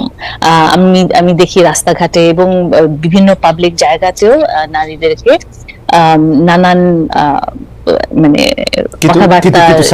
যেটি বললেন যে আসলে তো সব জায়গায়, বিশেষ করে নেতৃত্বের জায়গায় আপনি তো তা কাউকে মানে এটা তো একটা প্রতিযোগিতামূলক বা মানে মানে কিভাবে এটা বলি, মানে যে নেতৃত্ব দেওয়ার যোগ্য তিনি আসবেন সেরকমই তো ধরে নেওয়া উচিত, মানে নাকি এটার জন্য কিছু ফাঁকা জায়গা রাখা উচিত বলে আপনি মনে করেন? আমার যেটা ধারণা, এই যে এটাই দেখেন যে অভ্যুত্থান সময় জুলাই অগস্ট আমরা তো অনেক নারীদেরকে ফ্রন্টলাইনে দেখেছি। এই যে আপনি কোটটা করলেন যে এখন ওরা কোথায়। এখন যেটা হচ্ছে কি যে মানে যেটা হয়ে আসে হচ্ছে, আমরা আশেপাশে অনেক ধরনের আলাপ আলোচনা হচ্ছে, কিন্তু সবগুলো পুরুষই করছে, নারী নিয়ে আলোচনাটাও পুরুষরাই করবে। হ্যাঁ, যে কারণ এরকম একটা পরিস্থিতি এসে, এটা তো আসলে বিশ্বাসযোগ্য না যে আমাদের শিক্ষিত নারীরা নাই কথা বলার জন্য। হ্যাঁ, তার মানে তাদেরকে আসলে ডাকা হয় না বলে তারা আসে না, বা অন্যান্য কোনো অসুবিধাও থাকতে পারে। তার মধ্যে একটা হচ্ছে মিসোজিনি, নারীদেরকে প্রচুর নেগেটিভ কথাবার্তা শুনতে হয়। আমাদের 3 জন নারী উপদেষ্টা আছে, তাদেরকে আপনি অনলাইন ট্রোলিং যদি দেখেন, ওদেরকে নিয়ে দিদিগিচ্ছির ভাবে তাদেরকে নিয়ে কথা বলা হয়, তাদের শরীর নিয়ে কথা বলা হয়, তাদের কাপড় নিয়ে কথা বলা হয়। মানে এই ধরনের কথা হয়তো মানুষের শুনতে ভালো লাগে না বলে হয়, কিন্তু এগুলোকে তো আমাদের একটু কনফ্রন্ট করতে হবে। আমার মনে হয় আপনার এই বক্তব্য পরিষ্কার। আমরা একটু তুষারকে একটু শুনি যে তুষার, আরো একটা কথা বলতে চাই, যে 71-এর সাথে মিলে, যেহেতু আমরা 71 নিয়ে কথা বলছিলাম, সেখান থেকে লাইনটা আমি টানছি যে যেমন 71-এর যখন আমরা কথা বলি এই বীর মুক্তিযোদ্ধা এবং বীরাঙ্গনা, সেখান থেকে একটা আমাদের এই সময়েও একটা ইফেক্ট যেমন আসে। হ্যাঁ, যেমন বীরাঙ্গনাদের নিয়ে আমরা যেভাবে কথা বলি, অন দ্য ওয়ান হ্যান্ড এটা খুব স্পেকটাকুলার একটা জিনিস, weapon of war, rape as a weapon of war. On the other hand এটা এমন একটা জিনিস যেটা লজ্জা বয়ে আনে পরিবারের জন্য। এবং আমরা এখন যদি দেখি রেপের ব্যাপারটা, আমরা এখন যদি দেখি নারী নির্যাতনের ব্যাপারটা, এখনো কিন্তু ওরকম ভাবেই আছে। আমরা যদি খুন হয়ে যায় তাহলে আমরা তাদেরকে পাত্তা দেই, কিন্তু নারী নিপীড়নকে কিন্তু আমরা এখনো পাত্তা দিই না, আমরা কার্পেটের তলে ঢুকিয়ে দেই, আমরা সেদিকে তাকাতে চাই না। এবং এই একটা পরিস্থিতিও কিন্তু এখন বিরাজমান। ওকে, ডক্টর মুর্শিদ, আপনাকে ধন্যবাদ। আমি একটু জনাব সারোয়ার তুষারের কাছে যেতে চাই। জনাব সারোয়ার তুষার, এই যে মুক্তিযুদ্ধ নিয়ে আলাদা বয়ান, বিশেষ করে ভারতের বয়ান, পাকিস্তানের বয়ান, আমরা কিন্তু নরেন্দ্র মোদীর এই বয়ান বা এইটা প্রথম দেখলাম না, এই কথা ঠিক, তারা সিনেমা টিনেমা বানানোর ক্ষেত্রে এগুলি আরামে বলতে থাকে। আমরা একটু আপনার কাছ থেকে এটা শুনতে চাই যে এটা আসলে, এবং আপনি দেখেছেন যে বাংলাদেশের সরকারের একজন উপদেষ্টা, তিনিও আবার একটা মানে ম্যাপ ট্যাপ বড় করে কিছু একটা করলেন, তো সেইটা সবটা নিয়ে যদি আপনি আলোচনা করেন আর কি। মানে নরেন্দ্র মোদী যে টুইট করেছেন এটা ইন্ডিয়ার বাংলাদেশ বিষয়ক দৃষ্টিভঙ্গির অংশ, এটা নতুন কিছু না, এবং এটা থেকে কংগ্রেসও এটার বাইরের না। যেমন আপনি ইভেন প্রিয়াঙ্কা গান্ধীও কিন্তু একই ধরনের কথা বলেছেন, শশী থারুর, আপনি ইফ ইউ লুক এট হিম, তারা সবাই কিন্তু একই কথা বলে। এবং আমি একটু আগেই মানে ভাবছিলাম যে ইন্ডিয়ান, আমি নরেন্দ্র মোদীর কথা বাদ দিই, হি ইজ আ ফ্যাসিস্ট, কিন্তু যাদেরকে আমরা তথাকথিত লিবারেল মনে করি ইন্ডিয়ার, এই লিবারেলদের সীমা হচ্ছে, আপনি যদি বাংলাদেশের পার্সপেক্টিভে তাদেরকে ভাবেন তাহলে আপনি তাদের লিবারেলিজমের চেহারাটা বের হয়ে আসবে। It can be Vijay Prasad, even it can be Dipesh Chakrabarty, মানে আমরা যাদেরকে অনেক সময় মানে যাদেরকে মনে করি যে মেইন স্ট্রিম কিংবা অফিসিয়াল হিস্ট্রির বাইরের লোক, তাদের প্রায় সবারই কিন্তু দৃষ্টিভঙ্গি মোর অর লেস একই রকম। আইদার নস্টালজিয়া, যে বাংলাদেশ আমার একটা নস্টালজিয়ার ব্যাপার, অর বাংলাদেশ হচ্ছে সাবঅর্ডিনেট, যার স্বাধীন সত্তাটাকে গেলাও যাচ্ছে না আবার ফেলে দেওয়াও যাচ্ছে না, এরকম একটা পরিস্থিতি। এটা হচ্ছে ইন্ডিয়ার মানে অফিসিয়াল যে পজিশন, তার ফলে আপনি civil society, opposition party, government, পুরো জিনিসটার মধ্যে একই টোন পাবেন। কিন্তু এটা আমাদের জন্য খারাপ হলো, একটা জিনিস পজিটিভ এটার, সেটা হচ্ছে ইন্ডিয়া যে একটা স্টেট, আপনি এটা বুঝতে পারবেন যে ইন্ডিয়া একটা স্টেট, এটা প্রমাণ হচ্ছে তাদের একটা অভিন্ন দৃষ্টিভঙ্গি আছে অ্যাবাউট বাংলাদেশ। তাদের নিজেদের মধ্যে রাজনীতি আছে, কিন্তু বাংলাদেশের বিষয়ে তাদের একটা অভিন্ন দৃষ্টিভঙ্গি আছে। আমাদের এখানে যে কোনো বিষয়ে একটা অভিন্ন দৃষ্টিভঙ্গি আমরা তৈরি করতে পারছি না। যেমন ধরেন আপনার সাথে আমার তর্ক করতে হচ্ছে যে সংস্কার এবং নির্বাচন, ম্যান্ডেট ইত্যাদি নিয়ে, কিংবা ধরা যাক আমাদের এখানে তর্ক হয় যে এক একটা বিষয়ে আমরা কোনো অভিন্ন দৃষ্টিভঙ্গি এখনো তৈরি হয় নাই। অনেকগুলো বিষয় এরকম আছে, বিশেষত রাজনৈতিক দলগুলো, তাদের মধ্যে অভিন্ন দৃষ্টিভঙ্গি নাই। এখন যে ছাত্ররা অ্যাপিয়ার করেছে বা একটা অভ্যুত্থানের মধ্য দিয়ে তরুণরা অ্যাপিয়ার করেছে, এবং তরুণদের খুব স্বাভাবিক কারণেই এখন বাংলাদেশে তারা বিভিন্নভাবে নেতৃত্ব দেবে, এটাই অনেকের হজম করতে কষ্ট হচ্ছে। এই সব ব্যাপার আমাদের এখানে সমস্যা হিসেবে আছে, যে কারণে আমরা বারবার ঘুরতে থাকি। এখান থেকে আমাদের বের হয়ে আসতে হবে। আর রিগার্ডিং ওই আপনার কি বলে বাংলাদেশ নিয়ে ইন্ডিয়ার এই পজিশনটা আসে, এটা একটা হিস্ট্রির ব্যাপার। মানে আমরা যদি আমাদের এখানে 47, 71 এই জিনিসগুলো হয়েছে কি, যে এখানে প্রফেসর মুশতাকও এই কথাটা বলেছেন একবার, কথাটা খুব ঠিক। মানে এটা হচ্ছে যে আপনি ইসরায়েলের প্যালেস্টাইন নিয়ে যে নীতি, মানে কন্টেইনমেন্ট পলিসি, ইন্ডিয়ারও বাংলাদেশ নিয়ে একই পলিসি, সেটা হচ্ছে কন্টেইনমেন্ট পলিসি। ইন্ডিয়া বাংলাদেশকে কখনো অ্যানেক্স করবে না, আবার কখনো একটা স্বাধীন রাষ্ট্র হিসেবে দাঁড়াতেও দেবে না, মানে দিতে চায় না অন্তত। এই কারণেই যেহেতু এবার অভ্যুত্থানের পরে ইন্ডিয়ান হেজিমনি এখানে বা ইন্ডিয়ার লাগামটা জায়গায় জায়গায় নাক গলানো, এটা বন্ধ হচ্ছে বলে ইন্ডিয়া টের পাচ্ছে। এই কারণে কিন্তু তার এই সিজোফ্রেনিক আচরণ, তার মিডিয়া থেকে শুরু করে স্টেট লেভেল পর্যন্ত। এবং এটা আমি একটু আপনাকে থামাতে হচ্ছে যে আমরা আসলে চ্যানেল 24 তাদের টপ অফ দ্য আওয়ার নিউজের জন্য, চ্যানেল 24 যেটা এটা দেখাচ্ছিল তাদের টপ অফ দ্য আওয়ার নিউজের জন্য তারা চলে যাবে। আমরা একটু আপনাদের সঙ্গে আবার একটু থাকবো। আপনি চ্যানেল 24 চলে গেলেও আমরা একটু বেশি সময় একটু লম্বা করবো আর কি ব্যাপারটা। জনাব সারোয়ার তুষার, আমি দুইটা বিষয় একটু বুঝতে চাই। প্রথম কথা হচ্ছে সংস্কার বা অন্য কোনো কিছু নিয়ে আপনার সাথে আমার মানে যে তর্ক বা মতভিন্নতা, সেটাকে আমি আসলে ওইভাবে দেখতে চাই না, কারণ আমার কাজই প্রশ্ন করি বলেই হচ্ছে যে এটা আমার রুটি রুজির সাথে একটা সম্পর্কিত। এটার সাথে আপনারা যারা রাজনীতিবিদ বা সমাজ সংস্কারক তার সাথে এটার আলাদা করে কোনো নেই। তরুণদের নেতৃত্বের কথা আপনি বলছিলেন যে তরুণদের নেতৃত্ব অনেকদের পছন্দ হচ্ছে না, আমি এই কথাটা খুব ডিফার করি। আমার কাছে মনে হয় যে বাংলাদেশের সব কয়টা জায়গায় যদি 25 বছর বয়সে প্রেসিডেন্ট, 27 বছর বয়সে প্রধানমন্ত্রী, 29 বা 30-এর আগে যদি তারা রিটায়ার্ড হয়ে যায়, আমার কোনো আপত্তি নাই। আমার কথা হচ্ছে তারা নির্বাচনের মাধ্যমে, এই তরুণরা যারা এখন ক্ষমতায় আছেন তারা নিজেদের ট্রাই করবেন কিনা যে তারা নির্বাচনের মাধ্যমে ক্ষমতায় আসতে পারেন কিনা। ওকে, শুড আই রেসপন্ড? জি জি জি, আপনার জন্যই। ওকে, মানে কেউ তো আমরা নির্বাচনের বিরোধিতা করি নাই, আমরা রাজনৈতিক দল করছি কারণ আমরা নির্বাচনে মানে ফাইট করব, তাই তো। নির্বাচন মানে যেভাবে আমি আপনাকে বলেছি, আপনি ইট ইজ নাথিং পার্সোনাল, আশা করি আপনি বুঝবেন যে আপনাকে আমি বলছি যে আপনি কেন এটা বিরোধিতা করছেন, ব্যাপারটা এরকম না। কথা প্রসঙ্গে আমি বলেছি, আমি ওভারঅল দেখতে পাচ্ছি বিশেষত পলিটিক্যাল সার্কেলগুলোতে, রাজনৈতিক দলগুলোতে, তারা হচ্ছে যে তরুণরা যে এখন একটা রাজনীতি করতে চাচ্ছে, তরুণরা যে দেশের বিষয়ে মতামত দিচ্ছে, এটা তারা পছন্দ করছে না। এবং আমরা তো কেউ বলি নাই যে আমরা ইলেকশনে কম্পিট করব না। এখনো কিন্তু বিভিন্ন জরিপে তরুণদেরকে দেখা যাচ্ছে, তরুণরা যদি কোনো রাজনৈতিক দল করে তাহলে সেটা দিয়ে মানুষ ভোট দিবে, এই সংখ্যাটা এখনো বেশি। পরবর্তীতে কি হবে জানি না। এটা কি বাড়ছে না কমতেছে? জরিপের কথা বলতেছি। জরিপে যেমন ধরা যাক কোথাও দেখা যাচ্ছে 40% তরুণদেরকে ভোট দেবে, 38% হচ্ছে আনডিসাইডেড। কিন্তু এগুলো তো আপনি এখন কখনো বাড়বে কখনো কমবে। আবার সামনে যখন ইলেকশনের পরিবেশটা তৈরি হবে তখন প্রচারণার উপর অনেক কিছু নির্ভর করবে। ফলে এটা সবসময় কিন্তু মানে একটু আপ এন্ড ডাউন এটা চলতে থাকবে। আর যারা অভ্যুত্থানের ম্যান্ডেটটা ওইভাবে বুঝেছে তাদের এখন দ্রুত ইলেকশন দিয়ে ক্ষমতায় পাকাপাকিভাবে বসে যাওয়া উচিত না, এই সংস্কারগুলি পাকাপাকিভাবে করার জন্য, 5 বছর 6 বছর ধরে করার জন্য। না, দ্রুত ইলেকশন দেওয়া উচিত না। সময় নিয়ে, মানে সময় মানে সেটা আবার অনন্তকাল না, একটা নির্দিষ্ট পরিমাণ যৌক্তিক সময় নিয়ে কিছু আনফিনিশড কাজ আছে সেগুলো শেষ করা উচিত, শেষ করার মধ্যে দিয়ে একটা নির্বাচন দেওয়া উচিত। কেন এটা দরকারটা হচ্ছে এই কারণে, যেন কেউ ইলেকশনে এর মধ্য দিয়ে ক্ষমতা এসে আবার অনেক দিন পর্যন্ত মানে আনইলেক্টেড ক্ষমতায় থাকার জন্য চেষ্টা না করতে পারে, এবং যেন আপনি বিরোধী দলে থাকলেও আপনার রাজনীতি থাকে বাংলাদেশে। আমাদের একটা আন্ডারস্ট্যান্ডিং হচ্ছে যে আপনি যখন এখানে দেখা যায়, যেমন ধরেন আওয়ামী লীগে কিন্তু বাংলাদেশের রাজনীতিতে ফেরাটা কঠিন। কেন কঠিন? কারণ সে একটা অভ্যুত্থানের মধ্যে পড়েছে।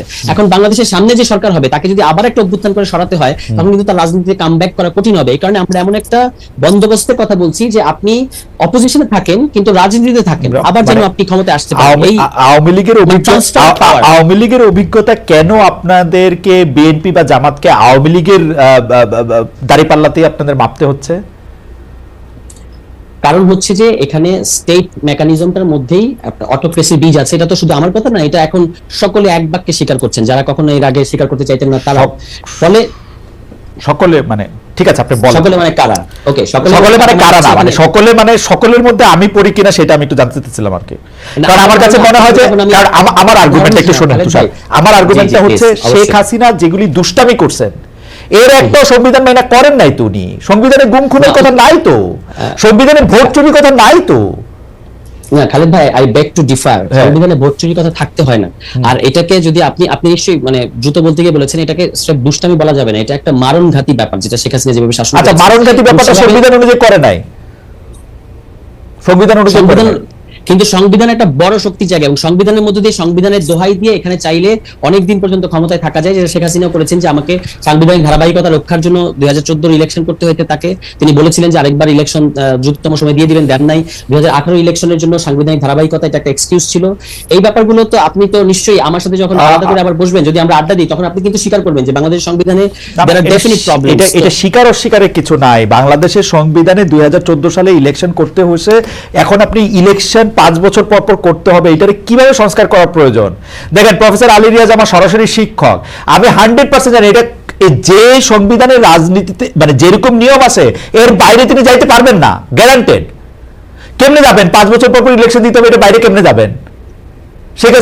যেতে বলা হচ্ছে না তো, তাহলে কি করবেন আপনি? কি করবেন? সংবিধানের দোহাইটা দিয়ে এখন চুরি করতে তো কেউ বলে নাই তাকে, সে তো সংবিধানের কথাও বলছে, চুরিও করছে হাসিনা। তো আপনি এটা কিভাবে ঠেকাবেন সংবিধান দিয়া? না সংবিধান দিয়ে এটা মানে যদি প্রধানমন্ত্রী ক্ষমতাকে আপনি একটা ভারসাম্যের মধ্যে আনতে পারেন, বাংলাদেশের সংবিধানের মধ্যে দিয়ে প্রধানমন্ত্রীকে অ্যাবসলিউট ক্ষমতার অধিকারী করা হয়েছে এবং অলমোস্ট তিনি সংবিধানের ঊর্ধ্বে বিরাজ করেন। এটাকে যদি চেক করা যায় এবং ইনস্টিটিউশনগুলোকে তিনি নিয়ন্ত্রণ করবেন না, প্রধানমন্ত্রী নিয়ন্ত্রণ করবেন না, এমনকি পলিটিক্যালি আপনি হয়তো বলবেন যে আসলে তিনি যে নিয়ন্ত্রণ করেন এটা তো পলিটিক্যাল নিয়ন্ত্রণ, এটা তো আর মানে কনস্টিটিউশনাল না। এটা একটা বড় আইনি তর্ক হতে পারে। আমি তো আর আইনের ছাত্র না, আমি রাজনীতির জায়গা থেকে যেটা বুঝি সেটা হচ্ছে যে তিনি চাইলে ইনস্টিটিউশন নিয়ন্ত্রণ করতে পারেন, এবং অনেক ফাঁক ফোকর আছে যেখানে যেগুলো বলা হচ্ছে যে এখানে তো অমুক অধিকারটা নিশ্চিত করা হয়েছে, সেখানেও কিন্তু মানে ফাঁক ফোকর আছে, যেটা সুযোগ আসলে নেওয়া সম্ভব হয়। এটা বন্ধ করতে হবে এবং প্রধানমন্ত্রীকে কনস্টিটিউশনের অধীন আনতে হবে, সংসদের তাকে যেন চাইলে অভিশংসন করা যায়, এই ব্যবস্থাগুলো করতে হবে। এই ব্যবস্থাগুলো করতে পারলেই 5 বছর অন্তর অন্তর নির্বাচন হবে, এবং যিনি যারা যে দল নির্বাচনের মানে অর্থাৎ ক্ষমতার বাইরে থাকবে, সরকারের বাইরে থাকবে, তারা কিন্তু আবার বিরোধী দলের রাজনীতি করতে পারবে, পরবর্তীতে আবার জনগণ ভোট দিলে তারা ক্ষমতায় আসতে চাইবে। আমরা সেফ খালেদ ভাই বিশ্বাস করেন, আমরা সেফ এটুকুই চাইছি, আপনারা এটুকু নিশ্চয়ই আমাদেরকে মানে সমর্থন করবেন। মানে আমি তো সমর্থন, যদি আমার সমর্থন তো আপনাদের 100 ভাগ 115 ভাগ আছে, কিন্তু ঘটনা হচ্ছে যে এটা রিয়েলিস্টিক কিনা এবং যে কথাগুলি বলা হচ্ছে সেই কথাগুলি আসলে মানে আপনি যদি দেখেন, আমরা যে গণতন্ত্রের কথা বলি ইংল্যান্ডের সংবিধানই নাই, ইংল্যান্ডের সংবিধানে কোনো কিছু মানে কোনো লিখিত সংবিধান নাই, যারা করে তাকে মানে। অথচ বাংলাদেশে যখন শেখ হাসিনা সংবিধানটা পাইছে 2009 থেকে 10-11 যদি আমি বাদ দেই, 12 সাল থেকে উনি যত কিছু করছে প্রত্যেকটা জিনিস সংবিধানের লঙ্ঘন, প্রত্যেকটা জিনিস। মানে আমি আপনাদের আরেক সময় নিশ্চয়ই এটা আপনাকে দেখাবো, তবুও আমি একটু ডক্টর নাভিন মুর্শিদের কাছে আসি। ডক্টর নাভিন মুর্শিদ, আমি একদম শেষ পর্যায়ে চলে আসছি। এখন আপনি যদি বলেন যে সংস্কার এবং যেই সংস্কারগুলি আসলে বলা হচ্ছে বা ভাবা হচ্ছে, জনাব সারোয়ার তুষার খুব সুন্দর করে এইগুলি বলেছেন যে তিনি চান যে আসলে প্রধানমন্ত্রী যাতে একক ক্ষমতা না থাকে, প্রধানমন্ত্রীর ক্ষমতার যাতে কোনো জবাবদিহি থাকে। আসলে বাংলাদেশের নির্বাহী বিভাগ, বিচার বিভাগ এবং শাসন বিভাগের মধ্যে দুটি বিভাগের ক্ষমতা যখন একজনের হাতে তুলে দেওয়া হয় এবং যখন এটা কালেকটিভলি উনি কারো কাছে এটা দায়ী থাকেন না, তখন তার পক্ষে একটা ফেসিস্ট হয়ে ওটা সহজ হয়। এই কথাগুলির প্রেক্ষিতে আপনার একটু মন্তব্য শুনতে চাই। আমি এই কথাগুলির সাথে একমত সারোয়ার। ডক্টর মুর্শিদ জি, আসলে এটা আসলে অনেক বড় আলাপ। সাংবিধানিক যখন কোনো পরিবর্তন আনতে হবে, এটা মানে ন্যায্য ভাবেই এটা অনেক সময় নিয়ে একটা কাজ করতে হবে। যেমন তেমন করে এই যে 3 মাস হয়ে গেল, 4 মাস হয়ে গেল, টাস্ক ফোর্স কায়দায় হয়ে গেল, সেটা আসলে ঠিক হয়তো হবে না, কারণ এটা তো আসলে খুব গুরুত্বপূর্ণ একটা ডকুমেন্ট। এবং এখানে চ্যালেঞ্জটা আমি আসলে বলবো কি, যে আপনি যেটা আগেও ইঙ্গিত করেছেন, লিজিটিমেসির, ক্রেডিবিলিটি। আমরা যদি এই সরকারের আন্ডারে একটা নতুন সংবিধান ধরেন পাই, সেটা কি একটা লেজিটিমেট নতুন সংবিধান হবে, কি পরবর্তী সরকারগুলোকে এটা মেনে নিবে নাকি মেনে নিবে না, তো সেই লিগ্যাল জায়গাগুলো সব ঠিকঠাক আছে কিনা, সেটা হবে আমার জন্য একটা গুরুত্বপূর্ণ জায়গা। কারণ আপনি এটাও ঠিক যে সংবিধান যে ঠিক মতো মানা হচ্ছিল সেটা তো একেবারেই না, মানে একেবারে বিসমিল্লাহতেই তো আমরা দেখি, ঠিক আছে? আমাদের যে কি 4 pillars, nationalism, socialism, democracy, secularism, এর মধ্যে একটাও কি আমরা মেনেছি গত 53 বছরে? তা তো মানিনি, তাই না? তো সংবিধান থাকলে যে খুব ভালো হবে, না থাকলেই হবে না, এটা রিফর্ম করতে পারলে এটা আমাদের সমস্যার সমাধান হয়ে যাবে, সেটা না। আমরা যদি রিফর্মটা করতেও পারি, সেটা যদি ক্রেডিবল হয়, এটা যদি খুব সুন্দর একটা সংবিধানও হয়, এটা এমনও হতে পারে যে অন পেপার খুব সুন্দর একটা সংবিধান, যেটা নানান ধরনের সেপারেশন অফ পাওয়ার্স আছে, যা যা আমরা চাই সেগুলো আছে, ফ্যাসিস্ট সরকারকে আসতে দিবে না, কিন্তু ইন প্র্যাকটিস ডিফ্যাক্টোর জায়গায় আমরা দেখছি যে আসলে এই ক্ষমতায়নটা হয়ে যাচ্ছে, এই প্রধানমন্ত্রীর চেয়েরই সব ক্ষমতা যে হাজির হচ্ছে। এবং এটা বোঝার জন্য কিন্তু আমাদের আরেকটু অন্যান্য জিনিসগুলো একটু চিন্তা করতে হবে, এবং এই জন্য আমি বলছি এটা আসলে একটু সময়ের ব্যাপার, কারণ এটা একটা ডেলিব্রেটিভ ডেমোক্রেসি জায়গা থেকে। কিন্তু ডক্টর মুর্শিদ, এই সরকারকে তো আসলে, এই সরকার তো কেবল একটা ওই যে বিচারপতি হাবিবুর রহমান, বিচারপতি লতিফুর রহমান, জাস্টিস শাহাবুদ্দিন আহমেদ, এই সরকারদের মতো একটা আচরণ করতে পারে না যে আমি একটা ইলেকশন দিয়া পরবর্তী এই রিলেটা আমি আরেকজনের হাতে তুলে দিয়ে গেলাম। ওই সরকারের তো নিজেরা একটা দায়িত্ব তো অনুভব করবে, তাই না? মানে কিছু একটা তো তার করতে হবে। এইটা যদি সে এই সংস্কারগুলি না করে, তাহলে আর মানে এই মাঝখানের এই পিরিয়ডটা আসলে কি মানে তৈরি করলো জুলাই আগস্ট? এটাও তো সারোয়ারদের যে বক্তব্য, এটাও তো ঠিক আসলে। এখন আপনাকে কয়েকটা জিনিস আসলে জনগণের থেকে নিতে হবে, যে প্রথম হচ্ছে সময়, কতখানি সময়ে জনগণ দিতে রাজি, এবং সেই জায়গা থেকে প্র্যাগম্যাটিক্যালি চিন্তা করতে হবে সংবিধান সংস্কার কি আসলে 3, 6, 1 বছর কতদিনে হবে। হ্যাঁ, এটা বুঝতে হবে, কারণ এটা খুবই আসলে গুরুত্বপূর্ণ। এখানে অনেকগুলো প্রশ্ন চলে আসে যে আমরা যেমন কেন আমরা এই ধরনের ক্ষমতায়ন দেখি, কারণ আমরা একটা মেজরিটেরিয়ান সিস্টেমে আছি। এই সিস্টেমে আসলে এটার স্ট্রাকচারটাই এমন যে দুটা দল প্রাধান্য পাবে।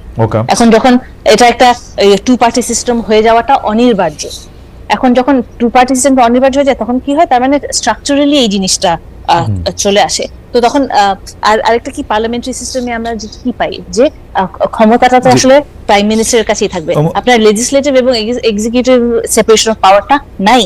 তো এগুলো কিন্তু অনেক চিন্তা করার বিষয়। একদিনে 5 জন মিলে চিন্তা করলে হবে না। এটা কি ধরনের, মানে ওরা ভাবতে হবে যে এটা কেউ কেউ বলছে যে একটা গণপরিষদ করে সেটাকে করা যায় কিনা। যাই, ডক্টর মুর্শিদ, আপনাকে ধন্যবাদ। আমি একটু তুষার কাছে শেষ আলোচনা নিয়ে আসতে চাই, আমাদের সময় একটু আগেই শেষ। আমাদের একজন দর্শক শামীমা আক্তার সোমা, তিনি একটি কথা বলেছেন, সেটাই আমি একটু রেসপন্ড করতে চাই। তিনি বলেছেন যে খালেদ ভাই যা যা উন্নয়ন করেছেন তাও কি সংবিধান লঙ্ঘন করে করেছেন?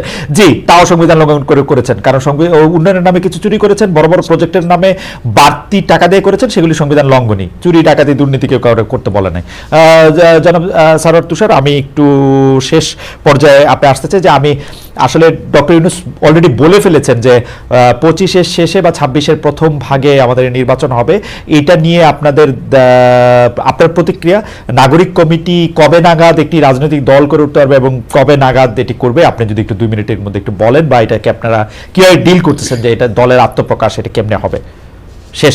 প্রথম কথা হচ্ছে ইউনূস সাহেবের গতকালকে তিনি যেটা বলেছেন, তার কথার মধ্যে দুটো দিক আছে। একটা হচ্ছে যে যদি ঐক্যমত্যে সংস্কারের ব্যাপারে রাজনৈতিক দলগুলোকে রাজি করানো না যায়, তাহলে 25শে ডিসেম্বরের মধ্যে ইলেকশনটা তিনি বিদায় নেবেন, এটা একটা। আর যদি রাজি করানো যায়, যদি একটা জাতীয় ঐক্যমত্যে পৌঁছাতে পারি, তাহলে 26শে জুনের মধ্যে, মানে অর্থাৎ আরো 6 মাস পরে একটা ইলেকশন হবে, অর্থাৎ সংস্কার কমপ্লিট করে তারপর ইলেকশন হবে। ফলে আমরা একটা টাইমলাইন পাচ্ছি এবং পাচ্ছি। এখন আমি বলবো যে রাজনৈতিক দলগুলোকে আল্লাহর ওয়াস্তে একটু ঠান্ডা হতে হবে, কারণ একটা টাইম ফ্রেম পাওয়া গেছে যে 26শে জুনের মধ্যে ইলেকশন হবে, যদি সংস্কার হয় তারপরেও। হ্যাঁ, এবং আপনি একটু আমরা সবাই বুঝতে পারি যে 26 জুনে যদি ইলেকশন হয় তাহলে সেটা অভ্যুত্থানের পরে 2 বছর, ইটস কোয়াইট লজিক্যাল। সুতরাং সবাইকে একটু ঠান্ডা হয়ে কোঅপারেট করা উচিত আমাদের এই যে সংস্কার কাজগুলোতে। এটা হলো একটা দিক। আর দ্বিতীয় হচ্ছে যে আমরা রাজনৈতিক দল কবে হব, কিভাবে কি করব, আমাদের দিক থেকে আমরা যতটুকু জনগণের সাথে মিশি, জনসংযোগ করি, তরুণদের সাথে কথা বলি, প্রচন্ড প্রেসার যে এখনই একটা রাজনৈতিক দল ঘোষণা করেন। কিন্তু আমাদের মনে হয় যে একটা কোথাও একটা বসে কয়েকজন একটা দল ঘোষণা করে দিলাম, এটা তো অলরেডি ইন প্র্যাকটিস, তার নতুন কি? সে কারণে আমরা বিভিন্ন রাইজিং কর্মসূচি করছি, আপনি নিশ্চয়ই খেয়াল করেছেন, ঢাকায়, ঢাকার বাইরে, এবং রেসপন্স ইজ হিউজ। মানে আমাদের উপর আসলে প্রচন্ড পরিমাণে আমরা দায় ফিল করছি। ফলে আমরা আগামী বলেছি যে আমাদের আহ্বায়ক সাহেব উনি বলেছেন যে আগামী 2 মাসের মধ্যে আমরা একটা রাজনৈতিক দল হিসেবে আত্মপ্রকাশ করব। সেক্ষেত্রে জাতীয় নাগরিক কমিটি হিসেবেই থাকবে, এবং বৈষম্যবিরোধী ছাত্র আন্দোলন সেটাও ছাত্র সংগঠন হিসেবে থাকবে। মানে নাগরিক কমিটি ছাত্র সংগঠন না, ইন্ডিপেন্ডেন্ট একটা ছাত্র সংগঠন হিসেবে থাকবে। আর এই দুটো উদ্যোগ থেকে ছাত্র এবং তরুণদের নেতৃত্বে উদ্যোগে একটা রাজনৈতিক দলের আত্মপ্রকাশ করবে। আপনারা যদি একটা দল করেন, বর্তমানে যারা সরকারের বৈষম্য বিরোধী ছাত্র আন্দোলন থেকে নেতারা যারা উপদেষ্টা আছেন, তারা কি আপনাদের দলে যোগ দেবেন নাকি তারা আরেকটা রাজনৈতিক দল করবেন? যারা নাহিদ সাহেব, মাহফুজ সাহেব, আসিফ সাহেব। নিশ্চয়ই আমরা একটা সমন্বিত সিদ্ধান্তে থাকবো। এখানে তো অনেকগুলো দল করে কোনো লাভ নেই, আমরা একটা দলই করব। কিন্তু প্রশ্ন হচ্ছে যে তারা কি উপদেষ্টা হিসেবে থেকেই কি সেই দল করবেন কিনা? আমার মনে হয় যে সেরকম কিছু ঘটবে না। আমরা একটা আলাদা দল করব, এবং তারা সরকারে আছেন, তারা সরকারেই থাকবেন। তারপরে যদি তারা তাদের সরকারের দায়িত্ব পালন শেষে যদি তারা মনে করেন যে তারা এই দল করতে চান, তাহলে নিশ্চয়ই এই দলের ততদিনে এই দলের যে একটা এটা মোটামুটি তৈরি হবে। তুষার, এটা মোটামুটি একটা মানে যেহেতু সরকারে এখন আপনারাই আছেন, মানে আপনারা আছেন বলতে বৈষম্য বিরোধী ছাত্র আন্দোলন, তাহলে এটা মোটামুটি একটা সরকারি দল বা মানে সরকারের অংশ হিসেবে দল ওরকম কিছু? নট এট অল, না, একেবারেই না। মানে এটা একটা খুবই কুতর্ক বিশেষত রাজনৈতিক দলগুলো দিক থেকে আসে, এবং আমাদেরকে একটু হীনমন্যতা তৈরি করার জন্য ব্যবহার করে থাকে। চমৎকার তুষার, কুতর্ক, তারপর হচ্ছে প্রশ্ন আসে না, মানে প্রশ্ন করাতে, মানে প্রশ্ন তর্ক তুললে আপনাকে বলি নেই। না না খালেদ ভাই, সরি, আমি এটা আপনাকে বলিনি। আমি বলছি যে অনেকে বলার চেষ্টা করছে is it a king's party or not. আমি সেখানে বলছি যে এটা একেবারেই অবান্তর প্রশ্ন, এবং এটার কোনো মানে মেক সেন্স করে না যে এটাকে কিংস পার্টি বলা। কেন? তার কারণ হচ্ছে বিভিন্ন জায়গায় আমরা যখন এখন কর্মসূচি করছি, তখন সেই কর্মসূচিতে আসলে রাজনৈতিক দলগুলোর দিক থেকে বাধা আসছে। সো আমরা যদি একটা সরকারি দল হতাম, তাহলে তো মানে আমরা সব ফ্যাসিলিটেটেড হতাম, এবং আমাদেরকে কোথাও বাধা দেওয়ার কোনো প্রশ্নই আসে না। রাজনৈতিক দলগুলো আপনাদের বাধা দিত, সরকারি দল হইলো দিত না? না, সরকারি দল হলে আমরা তো পুলিশ ফোর্স ব্যবহার করতাম তাদের বিরুদ্ধে, মানে যেটা হয় বাংলাদেশে। মানে রাজনৈতিক দলগুলোকে বাধা দিত না, রাজনৈতিক দল। না, এখানে কি হয় খালেদ ভাই, আপনি তো জানেন যে এখানে কি হয়। এখানে সরকারি দল, আপনি বিরোধী দল হিসেবে একটা প্রোগ্রাম করছেন, আপনাকে সরকারি দল। আমার কোনো অসুবিধা নাই, আমার কোনো অসুবিধা নাই। এই সরকারে যারা আছেন তারা দীর্ঘমেয়াদী রাজনীতিতে আসুন, যারা দীর্ঘমেয়াদী রাজনীতিতে আসুন, এটা আমার চাওয়া। বলতে পারেন যে আমি খুবই চাই যে যারা এই বৈষম্য বিরোধী ছাত্র আন্দোলনে আপনারা যারা নেতৃত্ব দিয়েছেন তারা রাজনীতিতে আসুন, সেটা আমার মানে পুরোই চাওয়া। অ্যাবসলিউটলি খালেদ ভাই, একটু আমাকে শেষ করতে দিতে হবে। সেটা হচ্ছে যে আমি শুধু এটুকু আপনাকে ক্লিয়ার করার চেষ্টা করছি যে যেভাবে বলা হচ্ছে যে এই দলটা সরকারি দল হবে, বাস্তবত পরিস্থিতিটা এরকম না, একেবারেই এরকম না। মানে গ্রাউন্ড পরিস্থিতি এবং সরকারের ভেতরে, সরকারের দিক থেকে আমরা এটাকে আমাদের সরকার এভাবে বলি না, আমরা বলি যে সরকারে আমরা আছি। সুতরাং সরকারে আমাদের ছাত্রদের একটা অংশ আছে, আমাদের নেতৃত্ব আছে, কিংবা আমাদের রেপ্রেজেন্টেশন আছে, কিন্তু আমরা অন্যান্য যে সমস্ত রাজনৈতিক উদ্যোগ নিচ্ছি সেটা সবগুলো সরকারি। এটা বললে আমাদের সাথে একটা ইনজাস্টিস করা হবে, আমি শুধু এটুকুই বলছি। আর আমি খুব হয়তো আমি একটু লাউডলি কথা বলছি, কারণ এখানে আমি একটা রুমের মধ্যে আপনাকে অনেক ধন্যবাদ। মানে এভরিথিং ইজ পার্সোনাল আমার মনে হয়েছে, বাট এটার মধ্যে থেকে মানে কোনো অফেন্সের জায়গা থেকে আমি এটা বলছি না। আমি বলতেছি হচ্ছে যে আমি অবশ্যই চাই, এটা আমার চাওয়া হচ্ছে যে যারা বৈষম্য বিরোধী ছাত্র আন্দোলনের নেতৃত্ব দিয়েছেন, যারা রক্ত দিয়েছেন, যারা রাস্তার মধ্যে প্রাণ দিয়েছেন, শহীদ হয়েছেন, কেউ পঙ্গু আছেন, কারো চোখ নাই, কারোর হাত নাই, কারো পা নাই, এরা যখন এই আত্মত্যাগের মধ্যে আসছেন, তা আমি খুবই আশা করি যে তারা রাজনৈতিক নেতৃত্বে আসেন, তারা জনগণের ম্যান্ডেট নিয়ে ক্ষমতায় আসেন, তারা রাজনৈতিক দল করেন, জনগণের কাছে যান, জনগণের দুঃখ কষ্ট বেদনার কথা শোনেন। অনেক ধন্যবাদ আপনাকে জনাব সারাফ তুষার, অনেক ধন্যবাদ ডক্টর নাভিন মুর্শিদ। আপনারা একটা লম্বা সময় আমাদের সাথে যুক্ত হয়েছেন। আজকে একটু টাইম ম্যানেজমেন্টের জন্য দর্শকদের কাছে একটু ক্ষমা চেয়ে নিচ্ছি, আমরা একটু দেরিতে শুরু করেছি, শেষও একটু আমরা দেরিতে করলাম। আপনারা সবাই ভালো থাকবেন, আবার দেখা হবে আপনাদের সঙ্গে। অনেক অনেক ধন্যবাদ।